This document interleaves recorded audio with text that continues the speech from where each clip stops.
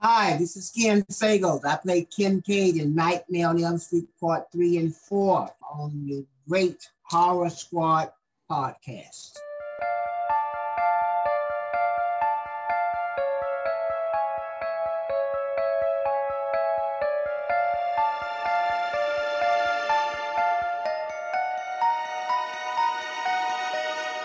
Hello, welcome back to the Horror Squad podcast. This is episode number 191. Thanks for sticking with us so long, guys. It's truly appreciated. Tonight, we're talking about 2021's Candyman, currently in theaters. So go to your local theater if it's open. Obviously, be safe. I'm one of your co-hosts, Todd. We have Sam, Steve, and Joe. Lady and gentlemen, how are you? Be my victim. Be my victim. I'm so scared. Let's see who can do the best impersonation. Ready? Of Tony Todd or in general? That line. Oh. Who does it best? I don't know. I don't want to give anyone a half chub, but okay, I'll try. Be my victim. It's okay. We'll table it. All right, here's mine. Wait. All right, Todd threw me off. I was doing good before we started. All right. Be my victim. Why are your eyes closed? She's focusing. She's conjuring Tony Todd. He comes in behind me. Be my victim. All right. Oh, all right. Here we go. Be my victim. A little bit of that was song terrible. there. That was terrible. I'm sorry. Be my victim. Oh, that was good. Okay, that one. I think Steve's got it. Come in second place. I went. We'll talk about that later. But I think I'm going with Steve here. Who's the better looking Candyman, Sam? Is it Tony Todd or is it our boy here tonight? Oh my gosh, they're both so handsome. They're both very commanding men. Yeah, big very dudes, yeah. Very handsome. Strikingly handsome. I gotta say, man, I think Todd's met him too, but Tony Todd is one giant fucking man in Fucking person. big, dude. Dude, he shook my hand and his hand was like fucking. It's like a bear's paw. It was like a foot long. Like it was like, damn. Who would win in a fight, him or Ken Frey? Because they're both gigantic men. Yeah, they're both big men. Yeah. Tony Todd's got like height, whereas Ken Frey's got a little girth. Yeah, he's got some bulge to it. I don't know, man. It'd be a good fight. Like, I just want them on my team. Let's just. Exactly. I'm like, hold on, let me get my big brothers, and they come over here. Yeah, exactly. Both very capable zombie fighters. So very, yeah. Yep. Ooh, that would have been a cool crossover to have both of them at one point. Yeah, for sure. But that should have been a Day of the Dead remake. It should have been like those two coming together. Mm-hmm. Although Tony Todd doesn't survive his movie, unfortunately. Spoilers. Wait, what? Right. But what I want to know is, Joe and Sam, you guys went to a Rocky Horror Picture Show thing. So I'd like to know more about that. We did. It was a Rocky Horror themed brunch. And let me look real quick because I have a picture of the menu if you're interested for all you foodies out there. The river was deep, but I swam it. Janet. What? Oh, I didn't know what you were saying. Oh, okay. Well, I was coming in hard with that, but I'll just be quiet and let you talk about the menu. No, it was. Even though I know the entire song. No, see. No, I'll just be quiet. Come on. Never mind. Looks like I deleted it. It's on the Discord. Oh, well. Can you talk about it, Joe. Well, here, I can send you the menu if you'd like to talk about it. I have it here somewhere. Now it's just more stuff Steve has to go through. I may have deleted it myself, honestly. Yeah, I did. All right. Well, you can tell us about the event. Anyways, it was just a Rocky Horror themed brunch at a place called the Derby here in Salem. And some people dressed up Rocky Horror themed in different costumes. Some didn't. They also had a themed drink and brunch menu. I got the O Rocky, which was a mimosa, and it also had gold glitter around the rim of the glass. It was delicious. I know Joe had a margarita that was black with red wax lips, but I don't know what the name of that one was. It was called the Antissa. Just that. That was, yeah. And then there was another drink called the Patient. Mm-hmm. But yeah, it was fun. And it was so crazy because I was telling Joe, every time I've watched that movie, which I do love it, it's always so blurry, and watching it, it was like a remastered version of it. And there were so many details that I missed. Like I always thought Janet was getting married. I didn't realize it was someone else's wedding. And it looked like a whole different movie. Like there were so many things that I was like, wow, I never realized that all of the characters are at the opening scene of the church. Like I could never see it clear enough until recently. So it was fun. Very cool. Good soundtrack. It is. Sure. Sam was saying we should cover it for October. It would be a fun October movie to cover. And I kind of agree with her. I think that could be fun. Only if Sam and I do the duet. Damn it, yes. Janet. Yes. I'm in. We can all dress up as Rocky Horror characters too. Who? All right. Who would be good? I want all of you guys to dress up as Rocky. Ooh, Rocky. All right. The gold undies and everything. I could see Todd as Rocky, and then Steve. Rocky's the buff one, right? I'm not in that shape to speedo it up. That's okay. I just want to see you in a speedo, Todd. Ooh, okay. A gold speedo. Who would Steve be? Who would we be? I don't remember the movie enough. So. All right. Well, you'll have to. I don't know. Steve could be Meatloaf's character where he comes in on the bike. Yeah, I like that. No, yeah, Meatloaf is really good in that movie. He is. Yeah. I love his song in that movie. His song is excellent. Damn it, Janet, and his song over at the Frankenstein place are the best ones. I mean, I don't know. Like, you can't go wrong with the Time Warp. Yeah. Time Warp and then Sweet Transvestite back to back in that movie. It's like such a good like 1-2 Transylvania. Yeah, Tim Curry, like, oh, he's so good in it. Yeah, he is great. So good in it. I was like, I was telling Sam though, because when did that movie come out? Was it the 80s or was it the 70s? I don't know. Good question. Yeah. Well, whatever. It is. It's like that movie is like really like, I feel like taboo for like a movie like that came out back then. Like I was like, yeah, I was like, I can't imagine like when it 75. Came out, like 75. Yeah. Like I can't imagine like how that movie was perceived when it came out. It pushes the boundaries for sure. Oh, big time. Yeah. So like, I kind of wish like I could, I'm gonna have to go back and like see if there's like YouTube videos of like people like talking about that movie in 75. Cause I feel like people were probably lost their minds like when that came out in theaters. Yeah. I'll be Riff Raff. I like He's great. Yeah. He's the butler, right? Yeah. Mm-hmm. Or like the Igor type guy. Yeah. I like it. I haven't seen that movie in like 25-ish years. And I remember the day because it was the first time I ever went out to meet my first girlfriend's friends. So her dad brought us to this party that my girlfriend's friends were having. And I'll never forget it because when we got there, she's like going to the door and he grabs me by the shoulder. He's like, no, you stay back for a second. And he kind of puts me up against the car and he gives me this speech. Gives you a kiss? No, not a kiss. God. He's like, if you ever touch my daughter inappropriately, do drugs around her, have a drink, I'm going to kick your ass. Whoa. And, were you scared? Did you I was like your pants? 14, He's like, sir, I'm 9. Yeah, exactly. It's a birthday party for a 9-year-old. And I'll never forget that speech. I mean, this guy looked like fucking Haggard from a video game. I forget what the game's called, Streets of Rage or something. He's just like a big black mustache and like big hair. He kind of looks like Joseph Stalin, Like it was just very intimidating. And when I got to the party, I'll never forget it. It was me, my girlfriend, and like 6 other girls. And I felt super uncomfortable. We watched Rocky Horror Picture Show, which I'd never seen. And I remember how inappropriate it was. And I was worried that he'd find out that we watched that movie and like I'd somehow get in trouble for it. That was a good day, let me tell you. Did you ever tell her that he had that little talk? Oh yeah, immediately. Like, and what did she say? Was she like, "Oh, don't worry about it"? Yeah, basically, don't worry about it. Well, I was her first boyfriend too, so it's not like she could say, "Oh yeah, all my boyfriends go through this." It was trial by fire, but yeah, it was definitely an interesting day. Well, since it's been so long for you, Steve, I'm sure you haven't done this, but Todd, have you ever been to like a shadow cast for like Rocky Horror where like they acted out on the stage? No, it's been a long time since I watched it too, but it's like on our playlist whenever we drive. So we do a lot of sing-alongs with it, but nice. Yeah, that'd be fun.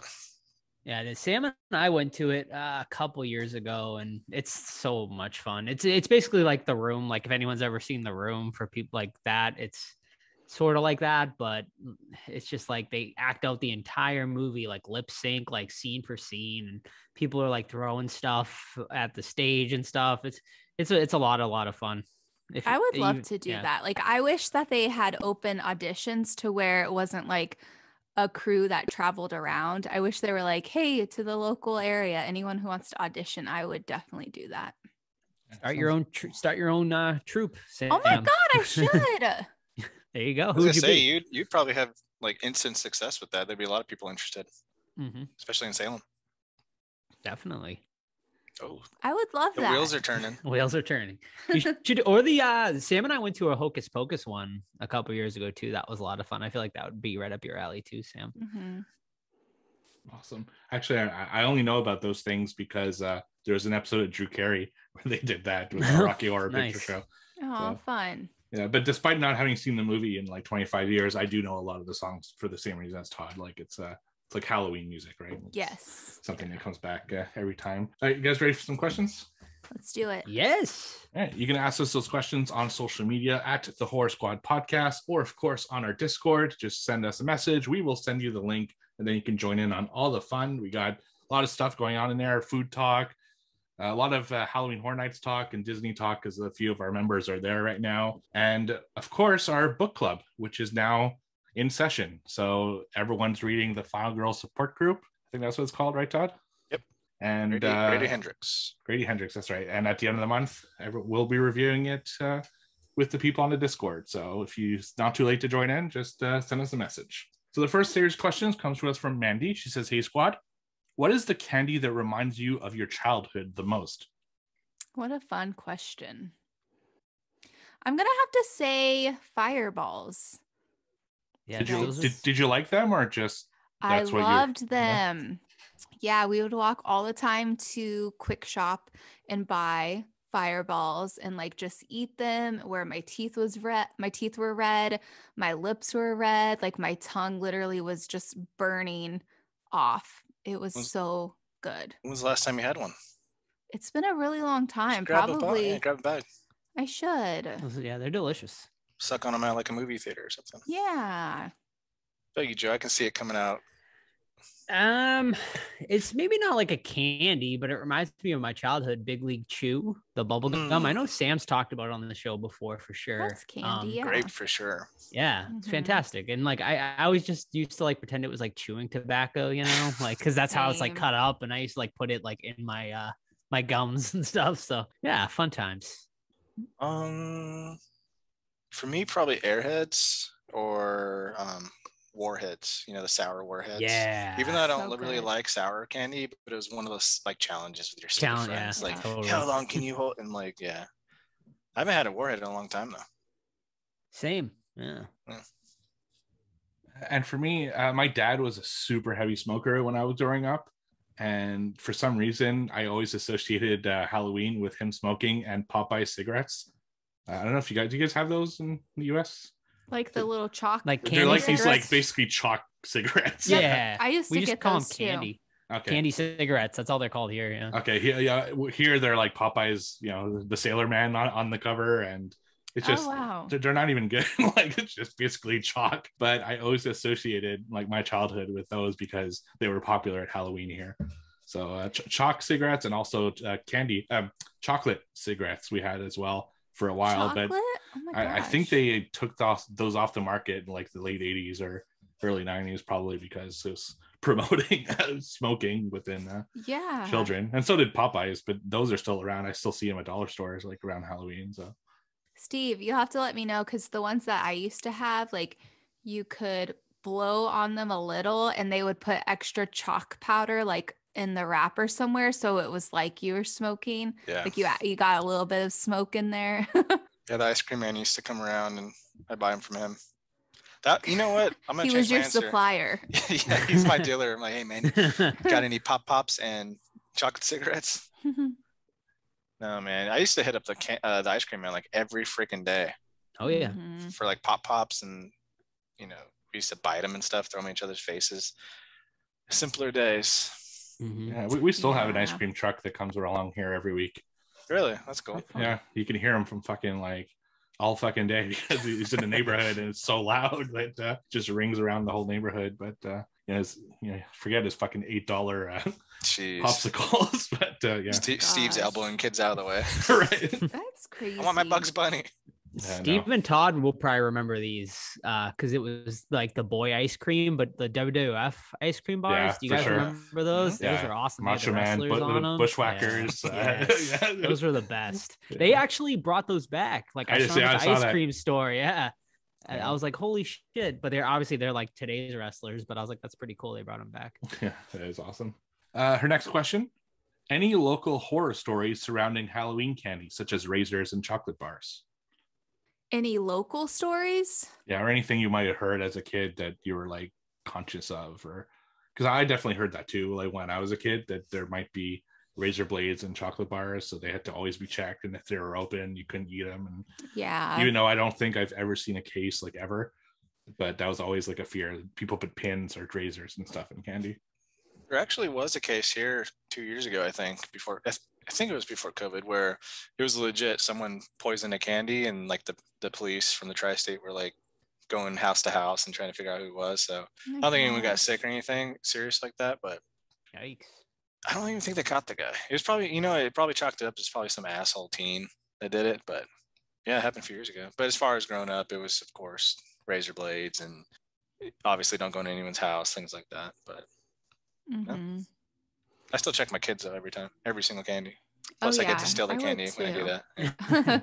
Yeah. There's a question about that, Todd, coming up. Oh yeah, Yeah. You got to play the candy tax. I'm like, Yeah, oh, this Reese's actually. peanut butter cup doesn't have enough air in it. You guys got anything to add before I ask this one? Because it's exactly No. what her next question is. She says mostly for Todd, but I'd like everyone's answer. What's a fair tax percentage for parents to take out of their kids' candy haul?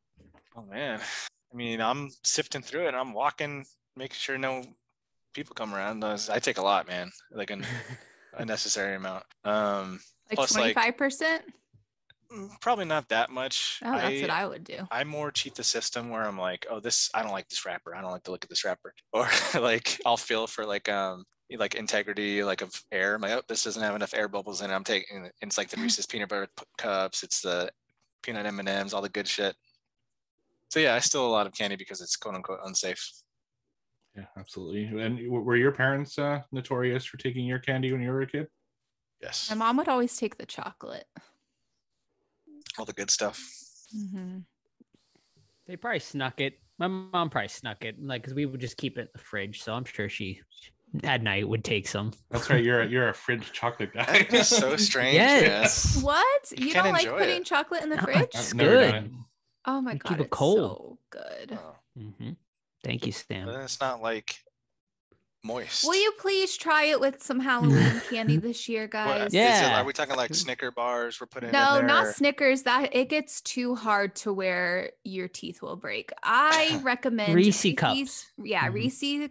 Reese cups, and then also if you like Hershey's, like the I like classic Hershey's, I bar, like sure. Hershey's. And then also the Mr. Good bars. Those All right, are I'll try I'm them. also throwing out Kit Nestle Kats Crunch. too.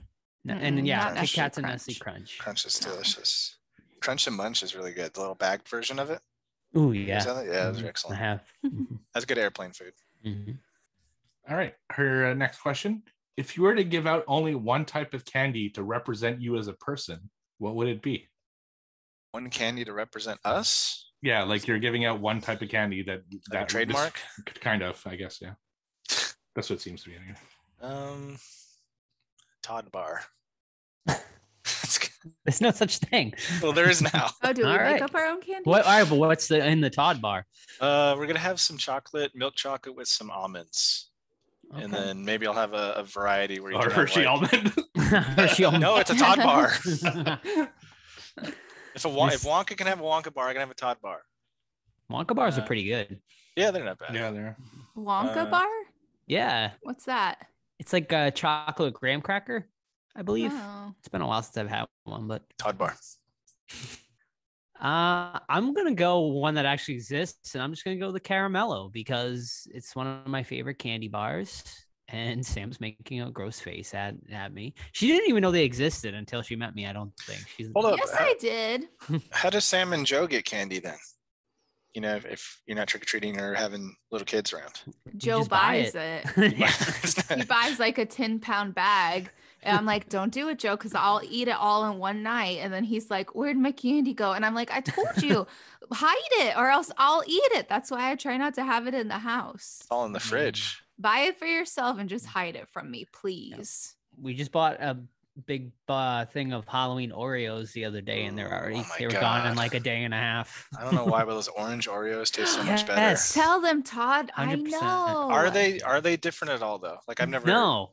Okay, but they they taste different. They taste different. They taste better just because they're orange. I feel like so good. I don't know.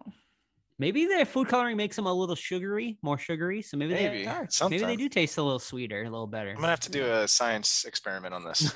I like and plus the Halloween designs that someone has carefully, it's like the Halloween fairy has imprinted each design just for the person eating that Oreo. So tastes special.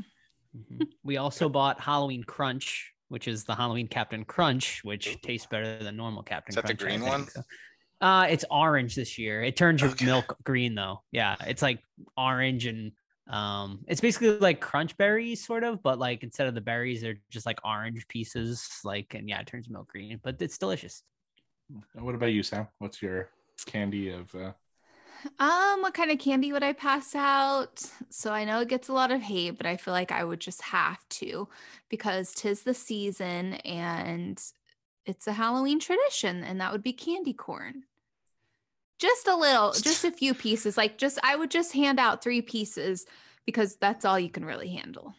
Are you going to put in one of those like little white bags that no one knows what it is, so people get home and they get disappointed immediately? Yeah. And then are you that house? Yeah. I'm throwing those away because they handle it themselves. You're right. Yeah. Fine. Well, what am I supposed to hand out then? Fine. Little bat rings. Those are cool. Okay.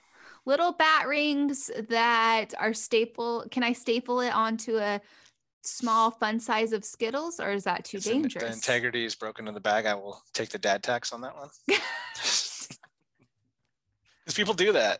They'll put like their stupid family business card stapled onto an M&M bag. Like, no one wants your fucking dentist card. That's fucked up right there. Yeah, it is. I remember one time I got preached to when I was a kid, like, me and my friend opened the door, or they opened the door for us, obviously, and then like he was like, "Well, do you understand that Halloween is this, and this?" And like, okay, jeez. But like, you gotta imagine, like he did that like 70 times throughout the night. Come on, man. You're like, I'm just here for the tricks and treats, sir, not for the word. Right. For me, it would be Coffin Crisp. I think that would be my choice because, and it's spooky. It's Coffin Crisp. It's Canadian, and it's got coffee in it. So I just always liked that. So that's something I'm going to bring to you guys when I meet you. It's going to be I don't think you guys have it in the US. So. No, I've never heard of it.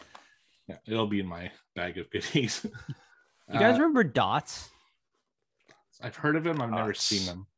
They're kind of like, I don't know. They're like, are they on like a sheet of wax or something? No, they're like in a yellow. Yeah, they're like the gum. They look like gumdrops. Yes, I remember those. But they're tasty. Yeah, they're really good. They're the ones that literally get stuck in your teeth, your teeth are about to like get pulled out from the dot. It's like really cement glue. Yuck. I really like the classic Tootsie Rolls, and then like the vanilla Tootsie Rolls, orange Tootsie Rolls. Those are super good. Agreed. Blue Tootsie Roll, whatever that is. Too chewy? Yeah, that's for my taste. I never liked Tootsie Rolls for that reason. Oh, good news. My daughter has braces this year and she can't have candy. Oh, there you go, Todd. Yes. Have your kids already picked out their costumes? Well, my daughter's at the age now where I'm me and my friend and blah blah blah blah blah blah blah. So they're doing some bullshit. And then I'm trying to get my son to be Chucky because I'm like, dude, you're only gonna be this size for a certain amount of time. And he wants to be Sam for trick or treat, so that's cool too. Oh, that's cool, yeah. But we'll see. I don't know. Nice. Awesome. And her last question: do you own any Candyman merch or autographs? No, not a single thing. I do. I have a few Candyman figures. One from NECA, one from McFarlane. And you know what? I actually don't have Tony Todd's autograph, even though I've met him and gotten my picture with him a couple times. I don't have his autograph. So next time I'm definitely going to have to go and get him to sign something for me. Probably, honestly, the new NECA figure they made of him, because it's pretty damn cool. So yeah. And I just have a Candyman sweatshirt. Nice. I don't have any items I can think of, but I do have Tony Todd's autograph. I actually have two of his autograph. I had him autograph an 11 by 17 of Night of the Living Dead 90, and I also have a Candyman picture that he autographed. So that's Does your Candyman? Sorry, Steve, I didn't mean to cut you off. Does your Candyman sweater just say Candyman, Sam, or is it Tony Todd rocking? Okay, so it has. Stop trying to make me say his name a lot. I'm not gonna say it. You've already said it 3 times, girl. I almost got you. I've not said it 3 times. Only twice, maybe What movie once. did we watch? Only once. What did you ask, Todd? What's on the sweatshirt? Yeah, but what sweatshirt? I forget what sweatshirt it was. It's CC. CC. What CC? Would it be CM? CC. Oh wait, I was candy man. corn. We'll go to Sing Sing. CM. Mm-hmm. What did you ask though? Really? What's on the Sweater. Yeah. It's like an illustration, like artwork. Okay. With him, and then it says CM. CC. CC. Yep. Tony Todd's also been doing in costume photo ops at cons recently. Mm-hmm. So that would be pretty cool to get. Yeah, for sure. All right. So next question is from Gabriella. She asked, if you had to own a possessed object, which would it be and why? Gabriella, that name was one of my sister's friends, and when I was in like 7th grade, I had a giant crush on her. She's from El Salvador, so fun fact. What was the question? I got lost in memories. Oh, Todd was daydreaming. If you had his head in the clouds. Yeah. If you had to own a possessed object, which would it be and why? Possessed object? Paperclip. Small. Yeah. Something manageable. Mm-hmm. I'm pretty sure my parents have a possessed object. Oh my God. I would totally like see your mom like, Joey, I got this thing at the flea market, but it's got a ghost attached. Yeah. That's exactly what it is, actually. They went to an auction, and the woman was just like, does anyone want, like, they were like auctioning stuff off, and then randomly they brought this one thing up, like no one bid on it. And they're like, does anyone just want this for free? They're like, and my dad like raised his hand. He's like, yeah, I'll take it. And they brought it home, and like, it's literally, dude, it's like, think of like, sort of like a totem pole kind of guy. So something that would be haunted. Yes. Mm-hmm. It's like, think of like if you've ever seen the Brady Bunch where they go to like Hawaii and they have that possessed idol. Mm-hmm. It's like that, but like double the size, and it's encased in concrete. So it's like super, super heavy. It almost like, I told my parents, it was like, I'm pretty sure this was like someone's like tombstone or something, and like they dug it up, because literally it's like a huge like block of concrete, and then this thing is like this head, it's like a head is like buried like in this concrete, and they just keep it like outside because my dad is scared to bring it in the house, so it's like on their deck. And I've like, I don't know, I think it's creepy as hell, and like I feel like it's definitely possessed or something. What did your mom say? We need a picture. Yeah. I'll take a picture next time we go over. Does your mom say something's attached to it, or? I mean, no, I don't think so. She's never said anything about it like negatively. Yeah, I don't think, she's just worried that if she does get rid of it, then something will happen. Wow, creepy. I think I'd want a possessed toaster and have a dance like in Ghostbusters too. Like Ghostbusters, yeah. Oh, yeah. That's fun. I think that would be fun to have. All right. So next question is from Devin. If you were like Candyman, what objects or words would make you appear? Sam would be nachos. I'd be nachos with extra cheese and jalapenos. I was gonna say like to summon you, someone has to order like a specific way. Like they have to order extra jalapenos, extra cheese, leave, but they remember they didn't get the extra jalapenos and cheese. They come back, repeat it. They said it twice. Sam is summoned. Yeah. There you go. I love that. Country fried steak, man. I don't know. Love country fried steak. Love it. So, I don't know how you would. Well, you can just make it all up here. So I like ours as food. yeah, country fried steak with a nice white gravy on it. Yes, white gravy with some pepper in there. Oh, I like that. I mean, if we're going the food route, I would probably just be pizza. But honestly, it probably could be Candyman too, because I fucking got a huge sweet tooth. For me, maybe milk. Yeah, it's I know it's random and simple, but I love milk. I don't drink what do you guys call sodas, I guess, at all. I don't drink juice. So really depends on what part of the country you're in. Yeah.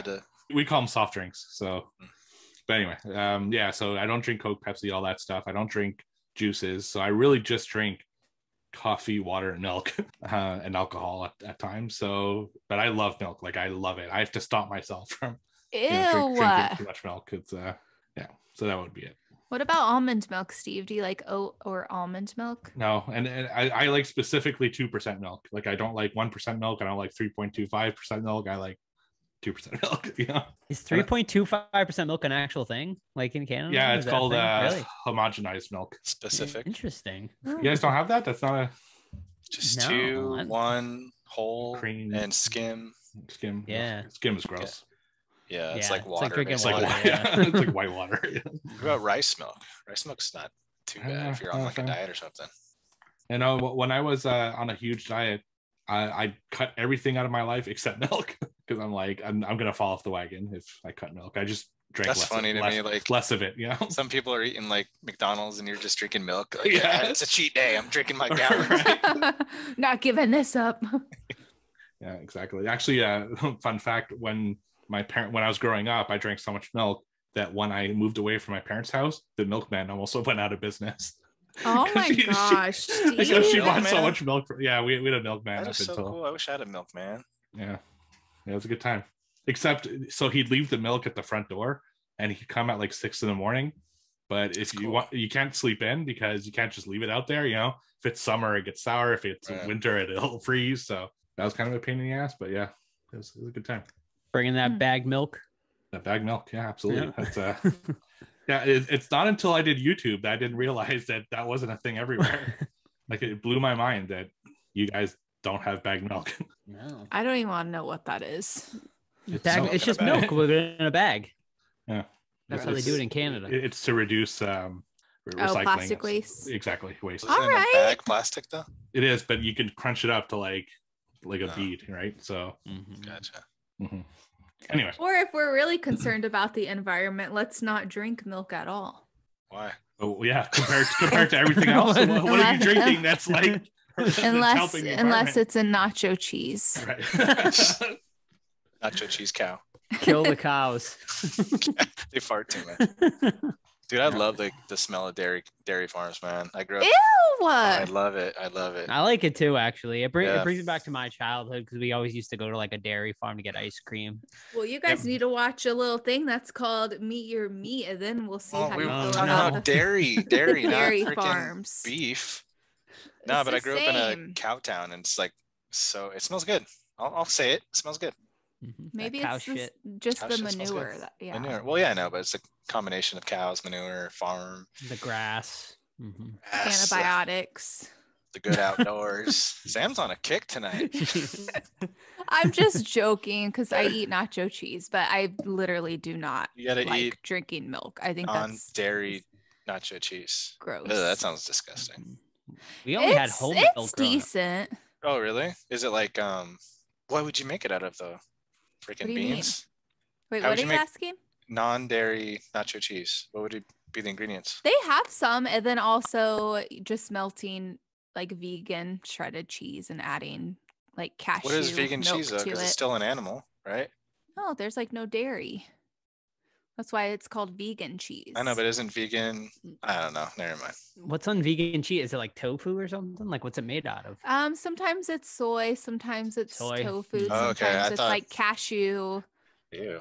Or like different types of nuts. It just depends. People I have feel gone like too far. I've tried it before. It's not that bad. It definitely doesn't taste as good as regular cheese, but it's all right. You want to get fun looks? When I go to fancy restaurants, I always order a milk just to see their reaction. Fucking, you're like a 4-year-old.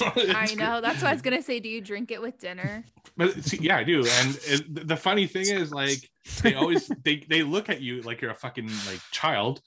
But everyone drinks milk. Well, most people drink milk. It's not so. Why Not is it at the such a Olive Garden? why is it I such don't a think people drink milk like you're yeah? thinking. But why is it such a taboo? I don't understand. Like, it's so weird to me. Did It's they one bring of a the most sippy cup popular. too? Yeah, and a bib, but it doesn't. And a bit. Not a bit. You should just say it's from a kid. He's not in here yet. Right. It always blew my mind that drinking milk is taboo because it's if you go to a grocery store, it's like one of the most popular items. But It is. Well, There we yeah, are. for like baking and maybe cereal, but not to have with a Look, plate of meatloaf. I'm gonna make milk cool again. Yeah, All that's my like goal in life. All Build a right. Halloween town and make milk cool. Wish you Um, luck. So next here's a question is from Chuck, Captain Amazing 85. Candyman is a staple at sleepovers. What were the staples at sleepovers for the squad? Porn. I'll say it. Porn? Porn. Joe knows what I'm talking about. scrambled porn. Yeah. Yeah. Remember You those just hear the days? noises. Holy You're like, oh shit. my god! It's a tit real quick. Oh my god. Wait, no, that's a guy. Yeah, porn. Shit. But before porn. Taxi Start- cab confessions. That was a Oh, good yeah. one. Those were good. I remember yeah. there was one night I stayed over at my friend's house and she like played a porn VHS and like had me walk into her parents' bedroom and it like literally made me want to throw up. I was like, Wait. Rewind. I don't understand. I don't understand how you watched the VHS leading into parents' bedroom. Back up. No, How that- because like her parents were gone and I guess she knew where like their tapes were at. Oh, you So had to get it. She like put in the tape and she was like, hey, come here. And so I was like, where are you? And I walked into the bedroom and there was like a porn playing on the TV and it made me so nauseous.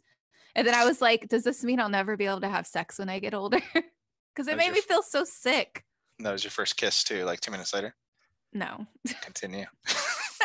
No, for being 100% honest, Girls Gone Wild infomercials, those Mhm. are always on. But movies wise, Starship Troopers we watched a lot of. Starship Troopers is awesome because it has that nudity element plus like ultra violence. Halloween was always a good one. Yeah, those are two strong ones we used to watch. Oh, It too, if you want to be scared, because that fucking terrified me when I was little. Candyman, of course, also Leprechaun, which I've talked about a little bit with that little lineup. And also Now and Then, like I loved showing my friends that movie every time they stayed over. Anything Nice. scary. Yeah. A big one I remember, and I don't know why we watched this a lot, but Jeepers Creepers we watched like a lot at sleepovers, and definitely like A Nightmare on Elm Street was definitely a really popular one too. But then it's what Todd was saying. Like once your parents went to bed, you're like, okay, let's sneak out and see if we can find the dirty stuff. Every now and then you hit gold and it'd be like a free trial. Yeah. Yeah. Fun. For me, we were more like gamers than anything, so we play like Ken Griffey Jr. baseball and stuff Oh, like yeah, that. yeah, We but if we were gonna watch a movie, the one I remember most vividly would be Evil Dead. Evil Dead 1, 2, and Army of Darkness. It's something that we would watch. I remember watching at sleepover, so that's just why the one that pops in my head. But yeah, I think that you really tend to go for the classics when you do a sleepover. You know, it wasn't Yeah. like- you weren't going into like some huge like obscure library of horror films. It was always whatever was available at the time, because movies weren't super available at the time. It's not like people forget, man, but you had to either rent it, but as a kid, you know, you're not going to rent it yourself. TV had like 4 fucking channels, at least in my day. So they aren't putting horror movies on. It was just like whatever VHS your parents had is basically what you had access to. And My video store didn't give a shit though. Like we went and rented like rated R movies all the time. Like, and they did not care at all. You had those Blockbusters, and then you had like the mom and pop chains. Yeah. Yeah. Exactly. Man, I miss those days. It's good stuff. Man. But I don't think my store gave a shit, but I couldn't get to the store without my parents, and they gave a shit. So see, we were a short bike ride, so we used to jump on our bikes. Yeah. God, those were the days. Fucking days, man. Okay, his next question is Candyman related, so I'm holding all of those for the end. His last question, Sam, what's the food pairing, and does it involve honey? Yes, obviously it involves honey. Jessica Alba's Honey, that movie, the hit movie. Oh my gosh. I never seen it. Is it good? Yeah, it's great. That's why they made like 5 of them. Did they really? Maybe 3. I can't remember. Wow. Candyman. Oh, she's done. I'm gonna die. Be my victim. I'm literally about to die. Like someone's cutting my throat open right now. I can kill feel Joe it. too, because he's in the same house. So, bye, Joe. All right. Let me think about this. Do you guys like honey? Do you guys like honey though? On like a side note, like raw honey. I yes. mean, Only in candy form. I don't ever like search for it. I love honey, man. I'm not trying to kill the bee. No, I'm joking. Gosh. Honeybees are delicious. Honeybees? You never had a honeybee before? No. Like ate one? No, I'm just playing. I'm trying to remember again. No, like raw honey is like on. Have you ever had honey with chicken nuggets? I know it sounds weird. Yes. Oh, no. It's super good. Like instead of ketchup or ranch or whatever, you get honey. Have you ever had, Todd? You're probably the only one. Have you ever had cornbread with honey? I have. Corn. What about regular muffins? Or I mean, not muffins. Or yeah, like biscuits or something. Mm-hmm. So good. I love honey. I don't like getting stung by bees though. No. I'm coming up short on this one. I'm sorry to let you down, Chuck. Let's go. Chicken nuggets with honey. That's chicken nuggets. All right, going with little chicken nuggets with honey, and with a glass of milk for Steve. Okay. Are you only raw, like regular milk, or you like strawberry milk? I'll drink chocolate milk, not strawberry milk. Strawberry's you too good for Nesquik strawberry milk? I just don't like berries, and like any type of berry, so I don't like the taste of it. You ever had coffee milk? Coffee milk? No. Yeah, it's like think of like chocolate syrup, but it's coffee syrup. No, never tried that. It's quite good. Have you ever had raspberries in milk, Steve? I don't like any berries. What? Yeah, so when I was a kid, I was a very, very sick child when I was a kid. And my mom... you're not eating berries. No, my mom would... because the milk, it's too... You're not supposed to have milk. Only your mama's milk, okay? Okay. Cut that out, Steve. That's false information by Sam. No, it's not. Yeah, so she used to have to feed me these really like disgusting medications. And she tried to do it through like berries and jams and stuff. And I grew up hating that stuff because I always associated it with that disgusting medication I had to take as a kid. So that's why I hate berries to this day. And I can't eat anything that's berry. To be fair, medicines were disgusting when we were younger, like the bubblegum flavor fucking cough. Yeah, bullshit. Yeah. What about Robitussin? Robitussin. It's not bad now. Like the grape. Yeah. Oh, it's good. The cherry. Yeah. I did always like the amoxicillin, the liquid. I would like take more than I was supposed to because it tastes good. And you drink it out of a little syringe. Rectally. Oh my God. All right, moving on. Next question is from Rinfa. What urban legend scared you the most as a kid? Bloody Mary. Me too. Still scared. What do you do? Is it the one where you say in the mirror 5 times too? 3 times. So yeah, she's like intense. 3 times. I've done it 5 times. I'm tough. Yeah. You want her twin sister to pop up too?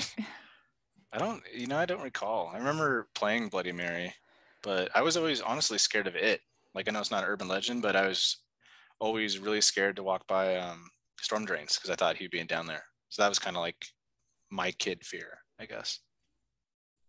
Joe, what about you? I don't know. I was pretty tough. I was a tough kid, so nothing scared me. Grew up in Boston. with that blue hair that you scared the monsters. So. Exactly. Spiky no, hair. I mean, I guess, yeah. I mean, Bloody Mary was definitely creepy as hell. And just Ouija boards like freaked me out. Don't fuck with that stuff, man. No. Kids at home, don't mess with it. It's not worth it. No. Summoning demons. All right. The seance instead. Next question. Does your hometown have any spooky legends? Ooh. Yeah, I've talked about it on the podcast before. The tale of Dudley Road in my old hometown of Barica, Massachusetts. There was like a nunnery, a nun convent on that road at one point, and apparently like one of the nuns or a couple of the nuns, like there was like a mass suicide or something. They committed suicide, and now the road is supposedly extremely haunted. There's like no streetlights on it, so it's like super dark. I've never taken Sam down there. My dad always talks about it. He's like, hey, we got to go down and take Sam down Dudley Road sometime. And we still haven't done it. So one of these days I'll take her down there and we'll, maybe actually I'll do it in October. I'll take her down there in October and we can, discuss talk about it on the podcast. Yeah. I'll be like, Sam, wait, I'll kick her out of the car and just drive away. Then she can share her experience. Hitching home. I don't remember the exact details in Chino, California, but allegedly, no, it's not alleged. It was an actual thing where someone escaped prison and like murdered a family. Because there's like a big Chino men's prison was a big thing. Dairy cows in the prison was a big, like they're two things. I don't remember the exact details though, but that was like the local one.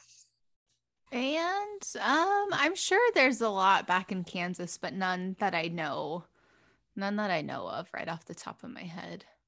Yeah, and I've talked about mine before, Mr. 7 o'clock, which was a like hooded figure that would come get kids if they weren't home by 7. But I think I've talked about it in past episodes, so no, I don't remember which one. That is so clearly just a parent thing. Oh, absolutely. If you're not home by 6:45, get your ass. Absolutely, it scared the shit out of me when I was a kid, so I guess it worked. All right, his next question: what do you think of the original Candyman sequels? I've never seen them, so no clue. Part 2 is pretty decent. I actually rewatched it recently. And I don't think I've ever seen part 3. And if I do, I don't remember anything about it. I also watched 2. I had seen it before and it's good. I like it. And then 3 I've seen, but can't remember too much of it. So around Halloween time, AMC does their Fear Fest run. And for some reason, they only play Candyman 2 and not Candyman or Candyman 3. So I've seen actually that one the most. And when I think Candyman, I tend to think of that one before any of the other ones because that's the one they always play. And I do really like it. I think it's very more like slashery, it's like, it's got less, I guess, social stuff. It's more about just Candyman killing stuff. It's way more slashery than the other ones. I had never seen 3 until last week. So I did watch 3 and it was okay. It's about his long lost relative that is like looking for him and starts to get his energy and stuff like that. It was okay, just not a great one. But as far as sequels go to these classic slashers, it's on par with pretty much all the other ones. It's not terrible, but it's not great. It is what it is. And our last question for now, the rest of the questions are all specifically to the movie we're reviewing tonight. That's from Mondo. He says, what's worse, New Nightmare or Seed of Chucky? Remind me, which one is New Nightmare? The one where they're making a movie? Yeah, it's the one where he haunts the people who made the first movie. Yeah. Or Seed of Chucky, and that's the one with Glenn. And what's the rapper in that one? Redman? Redman, there you go. Yeah. I'll go with Redman right away because I hate when musicians act and they can't act. It instantly takes it away. Like Beyonce and Austin Powers 3 is terrible. And I hate it. So much. Common's a really good actor though. Like he's one of like the rare exceptions. Cool J too. Yeah. Yeah. And Busta Rhymes. Ice Cube's a great actor. Yeah, Ice Cube's really good. Ice Cube is, not Busta Rhymes. No. I used to like DMX though in a few movies, but no. Mm-hmm. Eminem. Yeah, well, doesn't do many, but no. I've never seen 8 Mile. Is that the only one he's done? He's done appearances in other ones. He was in Funny People. He was in The Wash. He was in the Interview too. Yeah, that's right. Where it came out. Yeah, that was right. Yeah, okay, he's good. No, he's really fun. But 8 Mile is a great movie. You should watch that one. I actually like New Nightmare. And I do not like Seed of Chucky. at all. So it's an easy choice for me. I can't really decide. I feel like, I don't know. This is tough. Do you remember New Nightmare much, Sam? I mean, it's probably been a long time since I've seen it. I think maybe we watched it, but before that, it's probably been like 15 years since I've seen it. We should watch it for Halloween season this year. I don't know. I'm gonna opt out of this one. Boo. It's hard to decide, and I'm not gonna rack my brain over it. I'm gonna go. I actually prefer See a Chucky. I think New Nightmare, Freddy's cool, but the movie is like boring. It's just so boring. Really? So, yeah, it drags on forever before Freddy actually comes in and starts doing shit. So yeah, I'm gonna pick See a Chucky, but it's a bad movie. Don't get me wrong. Okay, I'm also picking Seed of Chucky too, because I feel like the New Nightmare would be too slow. Whereas Chucky's, there's always something entertaining. This group is just so anti-Freddy. It's just Freddy can never catch a break in this group. Well, we like I said Freddy for this one. No, I know. I'm just teasing. You're in my world now, bitch. Yeah, so that's all for the questions. Thank you very much. We will have questions at the end of the episode when we discuss Candyman, because a lot of them are actually really good and pertain to the movie itself. But before then, we have a little word from our deadly sponsor. Everyone thinks because you're a zombie, you don't know good coffee. Well, they're wrong. There's only one brew that gets my seal of approval.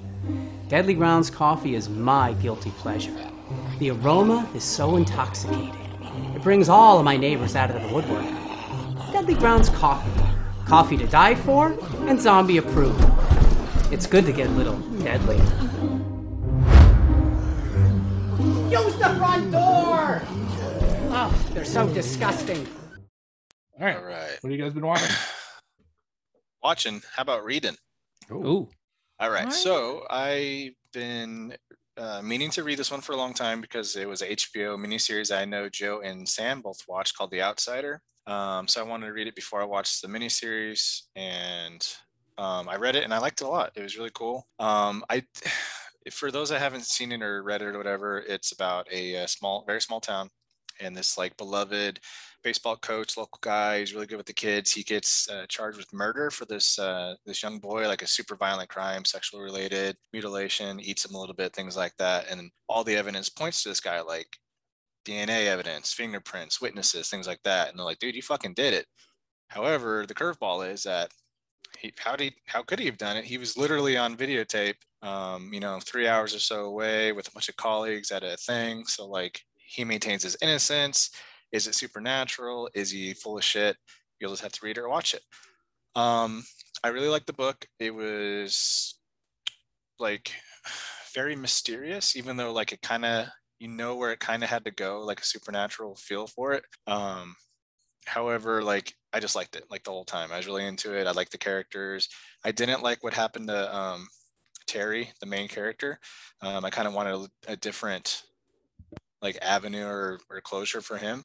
But overall I liked it, and it was a little long-winded towards the end there with Stephen King like tends to do. He like has trouble wrapping things up, so he adds a bunch of bullshit to it. But overall I liked it. So The Outsider, it's about 600 pages, so it's not a very quick read, but it's a good one. So yeah. And now on to the show. I will say the show has it's kind of like Stephen King stuff, right? Like it has a great start and then kind of, to me, petered out at the end, but it's worth a watch. Yeah, I don't see how the ending can translate to movie or TV form, because it's kind of out there, but yeah, we'll see. Is the show the one with the villain from Ready Player One?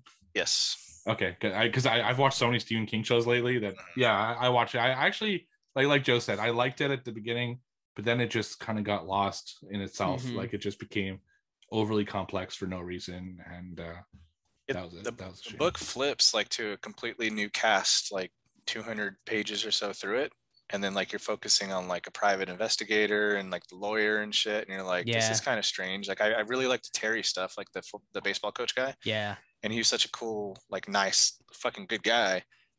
I was hoping that like something different would happen with this character. I was really bummed out. That happens a lot sooner in the show. Like the private investigators brought in pretty early. Yeah. She's super Which fucking weird. I didn't really like her. And honestly, I didn't really like her character in the show. Yeah, actually, so she's part of the bigger Stephen King universe, and she's part of the Mr. Mercedes trilogy as a huge character in there as well. So Finders Keepers, Mr. Mercedes, Holly Gibney.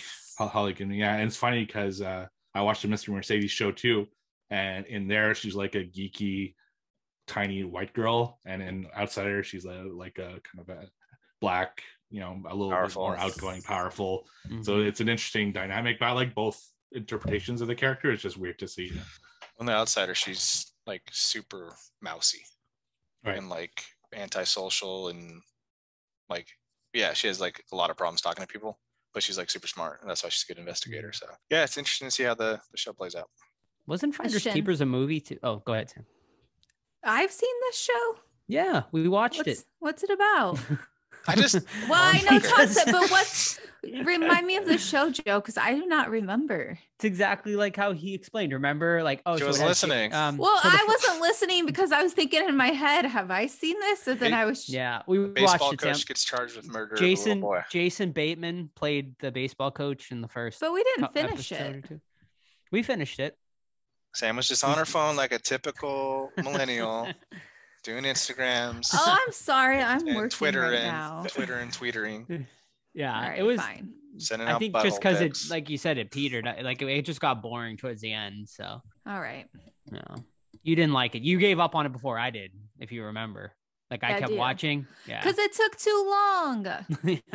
They were trying to figure out the sludge or whatever, and it took them 5 episodes to talk about the sludge. Well, they thought the dude was jerking off like an abnormal amount.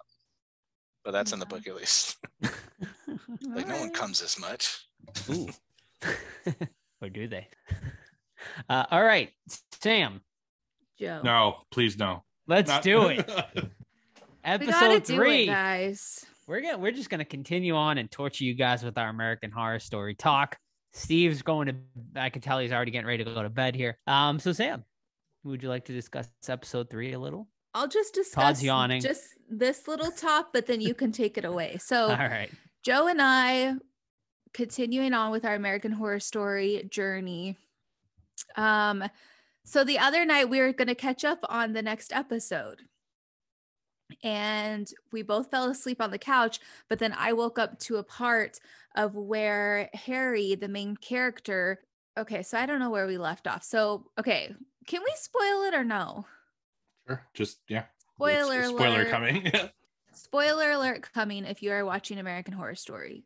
Anyways, so we had talked about how Harry took the pill, his wife is pregnant, and then they also have a daughter who is a extreme perfectionist at playing the violin. So she ends up taking one of the pills, so he has to go find her food. He doesn't want her to go look for the food. He's like, I'll do it, you stay home. So he ends up answering like a Craigslist ad or whatever. And so I slowly wake up to this part, and he shows up at this person's house. The girl kind of looks like, I think she's supposed to be like a crackhead or something. And it ends up being a thing of where she was trapping him where he thought he was trapping her. So she has a boyfriend who knocks Harry out. All we know is that Harry gets tied up in some dark room with all of these rules. And it seems like it's kind of like a dominating kind of situation, like a dominating and I don't know, like servant kind of kink stuff. They're making a snuff film. Not yet, Joe. Oh, sorry. Okay, so anyways, so Harry ends up coming out of the thing, and they're like, you need to take this Viagra because while my boyfriend, trigger warning, while my boyfriend is fucking you in your ass, you're gonna die because he's gonna fuck you so hard in your ass, you're gonna be fucking me pretty much. And they're like, people pay for this, like I guess apparently everyone wants this kind of snuff film. And so he's like, what the fuck? So they end up like pushing him on this bench where he's about to take it. And I'm still like groggy, and I'm like, God damn it, American Horror Story. Like, you couldn't wait just a little bit longer. And I'm like, Joe is not going to like this because he doesn't like that it goes so drastic and so far. Like, there's no need for it. It's like, yeah, just relax. Anyways, so I tell Joe about it, and he's like, oh God. And I'm like, but I kind of want to finish the episode. So I'll let Joe take it from there.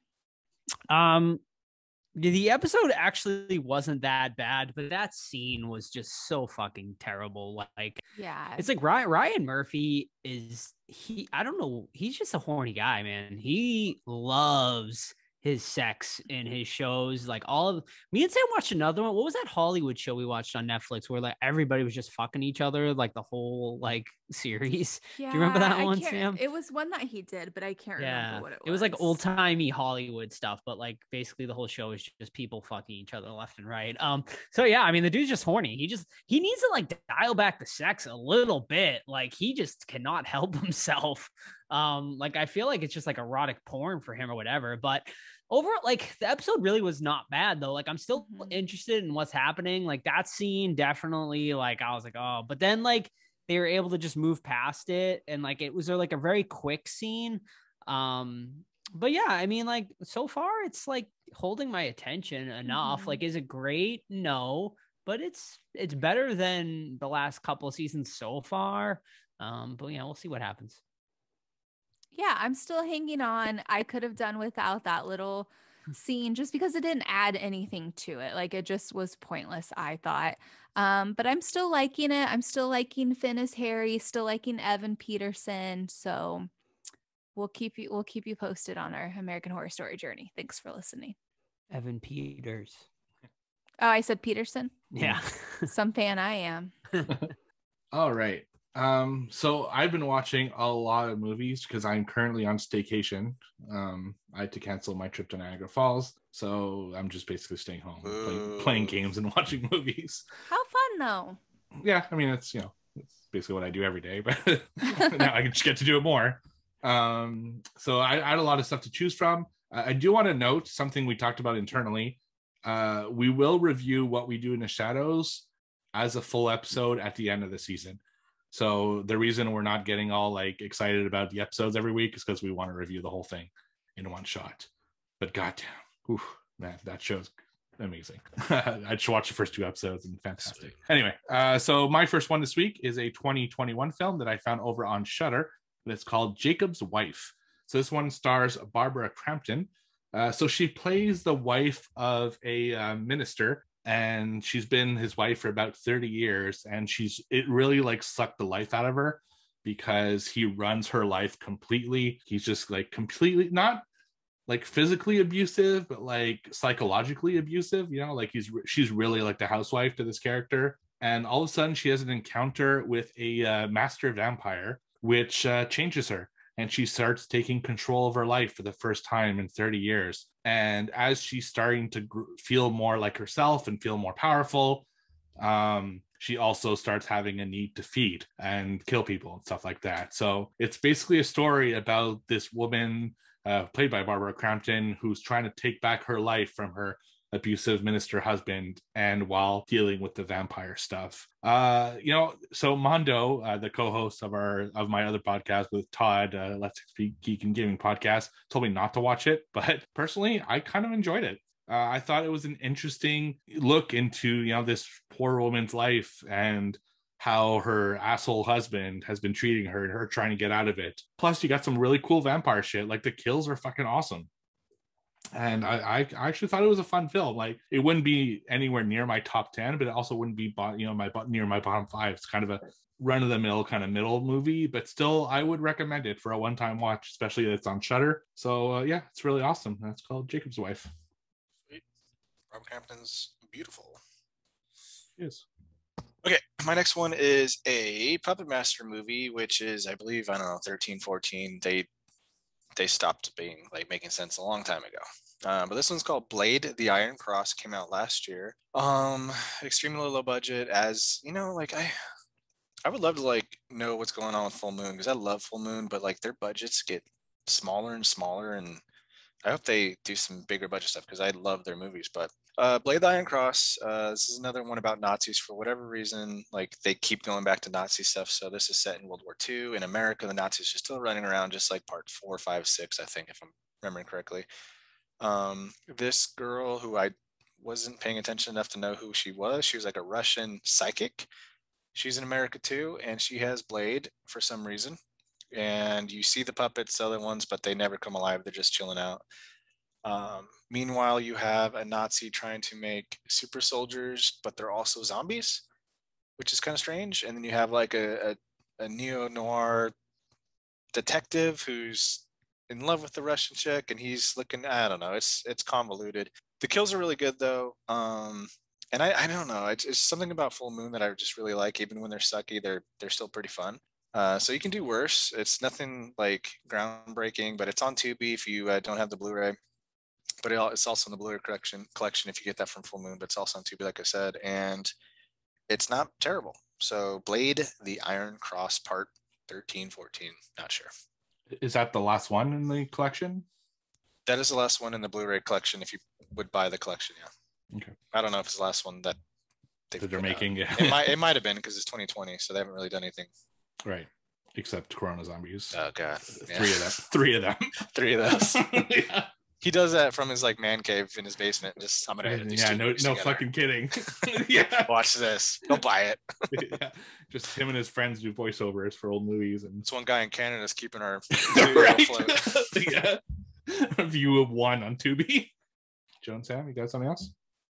I don't know, because we could talk like Rocky Horror, but if we're gonna cover it in October, maybe we'll just wait on that. Yeah, and the only thing I really watched was What We Do in the Shadows, and I know we're gonna cover that, but I don't know. I don't know how crazy this season. I don't really think it's that funny.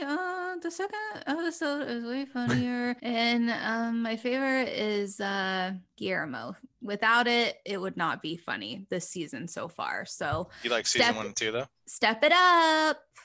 I thought Nandor was hilarious in episode 2. But anyway. Episode 2 was hilarious, but like 1, it was not. I mean, they can't all be like the best. Yes, they can. 2 was so I good. could at least have a LOL moment, but with 1, I didn't have anything. Save it for the episode, people. We'll save it. But that's I agree. All I'm saying. So far, I agree. Well, we won't talk about it again until after. I mean, I still love the show. Okay. This fucking guy. Yeah. All right. So since for every Jackie Daytona episode, you got to have one that's not on par. That's right. Exactly. It's hard to one up that one. For every great Sopranos episode, you got to have one where they're lost in the woods running around. Gobbledygook, huh? Have you ever had gobbledygook or whatever? Gabagool. All right. So my second movie this week.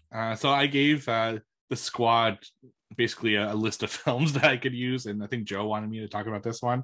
So every month I go into panic mode because Tubi puts out a Leaving Soon list, and I don't know if I'll ever be able to see those movies again once they leave Tubi. So I always go and like try to watch all of them, and one of them that was on my list was 2007's Teeth. So in this one, a girl lives in a neighborhood that has a nuclear power plant like right behind it, and she is born with teeth inside her vagina, which was very disgustingly shown in the first scene where she's like a 3-year-old and her like 4 or 5-year-old brother is playing with her in the pool. Stepbrother's playing with her in the pool, and all of a sudden his finger is like chopped off from the toe, from the tip of it, which is very disturbing when you really fucking think about that scene. So it takes place about, I don't know, like 15 years later, and they're now teenagers going to high school, and she's part of an abstinence club and chastity club, and she doesn't want to have sex, and she meets a guy there who is also part of that club. But of course, you know, men being men, he tries to rape her, and then she cuts her dick off with her vagina that has teeth in it. And then she realizes that that's a thing that she could do. Then she falls in love with someone else, and he has sex with her, but this time it's consensual. And she realizes that she can actually control the teeth, which she wasn't sure about before. But then risky move not to be sure of. Jeez. Right, exactly. But then that guy also turns out to be an asshole because it was like a dare from his friends to sleep with her. So she cuts his dick off with her vagina. And then she cuts the doctor's fingers off because he's also trying to rape her. Like everyone's trying to rape her in this movie. And then it ends with her brother from the first scene, or her stepbrother, who also wants to rape her. And he knew better because he got his finger chopped off in the first scene. So he tries to rape her anally, but she has none of it. So she slips him into the vagina. Same thing happens. And then his dog eats his dick. The end. Very fucking weird movie. It was just like I get, some men are really bad, but this one, like every single man in this movie tries to rape her, like every single one of them. So I thought that was a little far-fetched, but it was still like the way she handled it and everything was not too bad. It was a weird movie, the whole stepbrother thing was odd, and I don't know, the movie just had these really weird beats going through it. So it was like an okay watch, but nothing I'd particularly tell people to go out and check out. So yeah, it's got an underlying, like, very disturbing if you, like you said, think about it. Like the brother only wants to have sex with his girlfriend anally because he thinks everyone has a vagina or teeth in their vagina because he assaulted his sister. Like, it's fucked, right, man. Some weird shit in that movie for like a campy horror movie. Yeah, there's a very dark undertone to the movie, but it is played pretty campily. It's played like a high school flick, which is so weird. It just doesn't really fit kind of the theming going on behind it. But yeah, it's kind of horrifying. But a real thing. Some men believe that women have teeth in their vagina. I remember hearing about that in my sex class in college. So it's a real disease. Good times. Oh, that's not good. No, it's, we watched a whole documentary about it where a guy was like convinced women had teeth in their vagina. And he even went to like a clinic with a doctor and he showed him that it wasn't true, but he still wouldn't believe it. Like, you're just hiding it from me, and you extracted the teeth just for this documentary. It was super weird. Well, he had some mental issues then, apparently. Well, yeah. Needs some help. Yeah, good college learning. Yeah, that's I remember course. Specifically because it was a very infamous course at my college, our sex class, and I brought one of my friends to a class because he didn't believe me that it was really graphic. And I happened to bring him, I think it was to this class. And by the end of it, he's like, Jesus, okay, I get, you win. Totally as brutal as I thought it would be. Good times. Way to round out the what watch, Steve. Well, I didn't pick it. I was going to talk about something else. I was going to talk about Warlock or Aftermath, but you guys watched Heath, so you know it. Yeah, watched it a while ago. It's been a long time, but yeah, I remember it. Yeah. That's very unforgettable. That's for sure. Oh, yeah, definitely. All right, let's get them trivia questions out, people. All right, I'm ready. And I will tell you the scores. They are Steve holding on to first place with 85, me behind him in second with 83, Joe 79. Boo. Oh, you fucking suck. Sam at 55. This is game number 34. 34 or 52 if we end up playing 52 games. Which we won't, because we've already missed you in a couple episodes, and that's what I need to do. I need to get a lead and then never come back. That's right. Although Sam played for me one time last year, maybe the year before. I don't know. Did? The year before, before we started like fresh again. Oh, that's fun. All right. All mine are original. I think all of ours are original except Steve tonight, because Steve has some leftovers. Kayla, come on, we need you. Kayla, you on vacation, girl? What? Come on. You didn't get your time approved off. So. You didn't have any PTO with us. I will go first, actually. All right. Ready for this one? Before growing up to become an A-list celebrity, this actor starred in a Say Cheese and Die for Goosebumps. Ryan Gosling. Correct. Yeah. Ryan Gosling. We just watched nice. it today. Sam going for the kill. Yeah. All right, I'll go next. All right. Cabrini in all that was gonna be one of mine. I'm sure. Buzz. All Candyman related. So how many times? 23 times. Was Tony Todd? Yes, that is correct. I knew it. But also 26. Also 26. Yeah, in 2 different interviews, he has separate information. Oh. Technically, he was also stunned 25 times because he had to get 25 before he got 27. Okay. So, yeah, so he's not even sure. Oh. You probably make that shit up. Yeah. Sorry. And interestingly enough, the bees were bred just for the movie and were only 12 years old. I read that tonight. 12 years? 12 days old. I mean, 12 days. No, 12 hours old. 12 hours, that's right. And it's the same bee company that did My Girl. So. Oh, My Girl's hard. Dude, that one fucked me up when I was a kid. Yeah, no kidding. Yeah. Well, I guess everyone, huh? Well, maybe you should mind your own business and stay where you need to stay, and you won't be getting stung. Oh, maybe he was in love with that girl and he wanted to hang out with her. Sam. I'm just Some teasing. people like people, okay? It was Sam's really into romantic. Go drink yourself some milk and relax. Joe, let's be Beta and Thomas for Oh yeah, Halloween. like dead. I'll be dead, Thomas. I'll let all the No, bee stings on me. And No. Put his glasses. He can't see without his glasses. Oh my god. Aw. get over it. My girl, my girl. Jamie Lee Curtis, come on. Yep. And Dan Aykroyd. Dan Aykroyd. Yep. Yep. Steve or Sam? I'll go. All right. All righty. Who directed Candyman 3? Oh shit. Was someone Tony Todd. No, Clive Barker. doubtfully. We got Tony Todd on the board, Clive Barker on the board. That means they're wrong. I'm trying to think what it's the same guy as the. Oh fuck! I don't remember. I have no idea. I think it's the same guy as the first one though. Is it a famous person or is it like one of those kind of randoms? You tell me, Todd. Well, I have Tony Todd. Isn't that so cool how your name is Todd? You're pretty much related to Tony It's Todd. true. Yeah. Yeah. I'm like the least successful, less good looking, shorter. All right. The director is Turi Meyer. Of What, course. what else they got? What else he got Okay, on, that's not- on his filmography? Not the same guy. Oh, he looks like a nice guy. Yeah, bonus. pleasant fellow. He's known for Smallville, Buffy the Vampire Slayer, Witches of the East End, which is a great show, by the way. Okay. Mm. He's So he's a TV guy.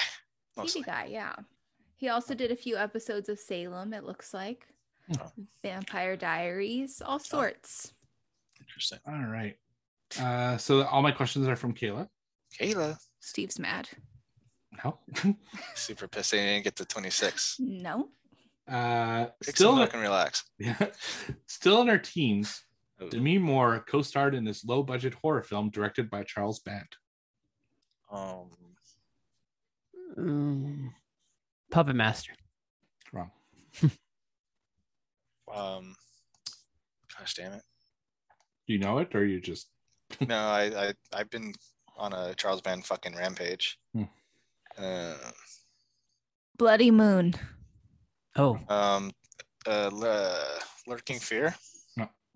Damn. You guys give up? Yeah. So the movie was Parasite. That looks angry. Charles Band, come back, man. Come back to your good stuff. Yeah, I What are you know. doing? Please. Make a fucking Pumpkin Master movie or something. I don't know. Something. Jesus. All right. And okay. What A-list actress Oh. who was almost cast as Helen? Sandra Bullock. Sandra Bullock is correct. Oh my gosh. I did not know that. Yeah. She was Oh, the she's third choice. third choice. Yeah, the Yes. first choice was the director's wife, and Lame. she got pregnant right before production. So Yo, they went baby, to I'll put you in a movie. You just gotta be with me. So they went to Virginia Madsen, who had just been fired from the movie, Wow. playing the friend, and then she got the job. But Sandra Bullock was the next choice. Virginia Madsen is a smoke show. Oh yeah, Gosh damn. Yeah, she's Alrighty. beautiful. yeah, Indeed. beautiful. Indeed. She's an angel. She's the one I'd like to meet. She does cons. Just haven't had the chance. Does she? yet, though. Yeah. Never Mhm. seen her on any. Never seen her. Yeah. Yep. She was supposed to be at Texas Frightman this year, but she canceled. Oh. Mhm. Alrighty. Who directed the original Candyman? Bernard Rose. yeah. Correct. Nice. Ooh, I get half of those points. I gave her Bernard. No. you said Bernard. Bernard. Same thing. Bernard, Bernard, Same thing. Todd, Wad. Todd I always Watson. thought it was Clive. Really? No, I he did. did the fucking book. He did Hellraiser. He did. Did he direct Hellraiser though? Yeah, he directed the first Hellraiser. Yeah. Did he direct what's that one where they go in the cemetery and there's a bunch of dudes that like live underground? Oh. And then it's got that director that's a serial killer. And yeah. then he wears like a leather jacket and then one guy has a big forehead. What is that? Oh, fucking- yeah, he did. Nightbreed. Nightbreed, yeah. Sam loves that one, yeah. I think he did direct that one too, yeah. Clive Barker. Mhm. All I just listened to Todd. I know you listen to Mick Garris's podcast. He was on recently, and he's a really good interview. Was he? Okay, I'm not to listen. Mhm. All right, my turn. See, Senora. I don't know which one to ask. All righty. That's the one I'll get. Yeah. Damn. Okay. Right, Steve too again. Fuck. Out of 10. The Candyman franchise, which is Tony Todd's least favorite? Day of the 3. Dead. 3. I don't know who said it first. I said Day of the Dead first, which is 3. Well, who Oh, said damn. 3 first? Well, Day of the Dead is the third. Why not? But you can still say 3. Well, it's not called Candyman 3. It's called Day of the Dead. Judges. All right. Point goes to Milk Drinker. Sorry, Joe. Drinker pulls ahead by 3. Okay. I guess Sam's on Steve's side here. All right. She's up. Next one. Kayla. Let me pull it up. All right. Which 2012 horror film showed a couple forcing their son to dress and act like his dead sister, which wound up costing him to become a killer?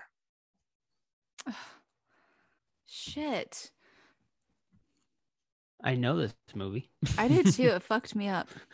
I can't remember it though. Shit. You guys give up? Yeah. No. Well, I do. Can you read it again? Sure. Which 2012 horror film showed a couple forcing their son to dress and act like his dead sister, which wound up causing him to become a killer? Oh my God. I can see the mom and dad. Great. They're like by a staircase. It's not parents? No. Damn.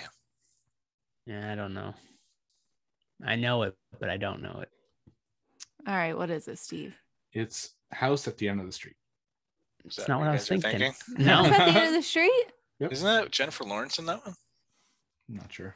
I've seen that She's in a horror movie. movie, yeah. I didn't know that's what it was called though. Huh.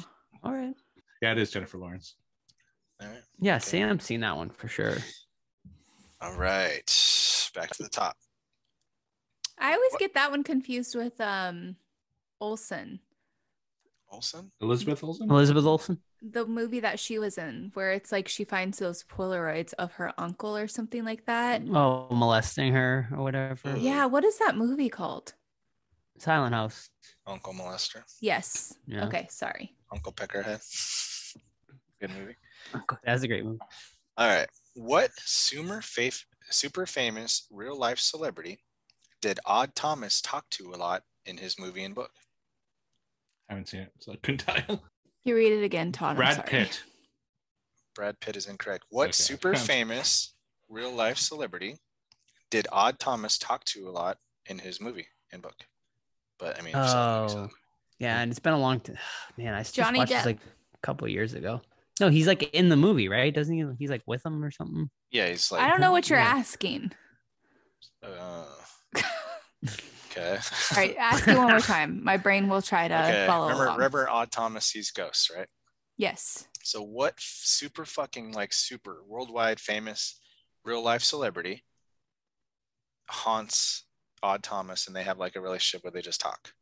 You want the actor's name? No, I want the celebrity. Celebrity in the movie. Yep. I don't need to know who played him. I just need to know what celebrity. Tom Cruise. Tom Cruise is alive still, Joe. So no. Oh wait, he's dead. Oh, Because he sees ghosts. oh, okay. Steve's pissed. Oh, I haven't seen it. It's like I'm trying to think of like Marlon Brando. I'm so disappointed. I'm just gonna give you the answer and ask another question. Elvis Presley, damn it. Todd, I was literally gonna say Elvis. Well, you shut up. Oh my All right. God. Moving on. I'm gonna do a different one. Candyman related. I just had a Oh. heart attack. I'm like not Odd Thomas related again. We all know Tony Todd was going to be Candyman. Eddie right? Murphy. Yeah. Damn it, fucking Damn it. Joe. Can I even do my setup? Well, because I know Steve would do it before. Yeah, I knew Another that. Odd Thomas question. Imogen Heap. Fright Night. That's not even her name. Yeah. Oh, it's not. Oh, that's the singer. What is it? Imogen who? Poots. Imogen Yeah. Poots. Poots. Damn it. That's Fine. Good All thing these right. were movie, real wrong movie, questions. wrong name. So Right. you know what? I'm taking a point away from you. Disappointing All me, right. Elvis. Alrighty. Oh, Next there we question. Yeah, original Candyman, or you can even say new go. Candyman Oh, if you'd bees. like, because he is mentioned. don't if it's Uh, Cabrini Green, dude. I'm But what is Candyman's actual name? Oh shit. Ugh. Oh, it's a French name, of course. What's his fucking name? Edward Furlong. Can I look at my computer? No. Oh shit. I see Sam fucking trying to sneak. It See if I doesn't can- say. See if I can read it through her Could you glasses. tell that? Can you tell my eyes are to the side? Yeah, shifty fucker. No, it's not even on this page. Oh, that's really gonna bother me. It starts with an I, an L. It's like Louis de Petit, or it's like some really French name. Sounds like an artiste name. Abuca de Pepe. All right. His name was Daniel Robitaille. Robitaille, yeah. Robitaille, huh? Mm-hmm. All right, Sam. Well, fuck. Okay, so who gets the point? No one. Nobody. No one. No one got it. No. All right. What should I do, guys? The tagline. No. I'm going to. Candyman. What is the tagline? I don't even know. Sweets to the sweet. Makes sense. What was it for this new one? Say his name or something? Say his name. Something like say his name. Yeah. I'm checking. 1 second. Don't ask that question.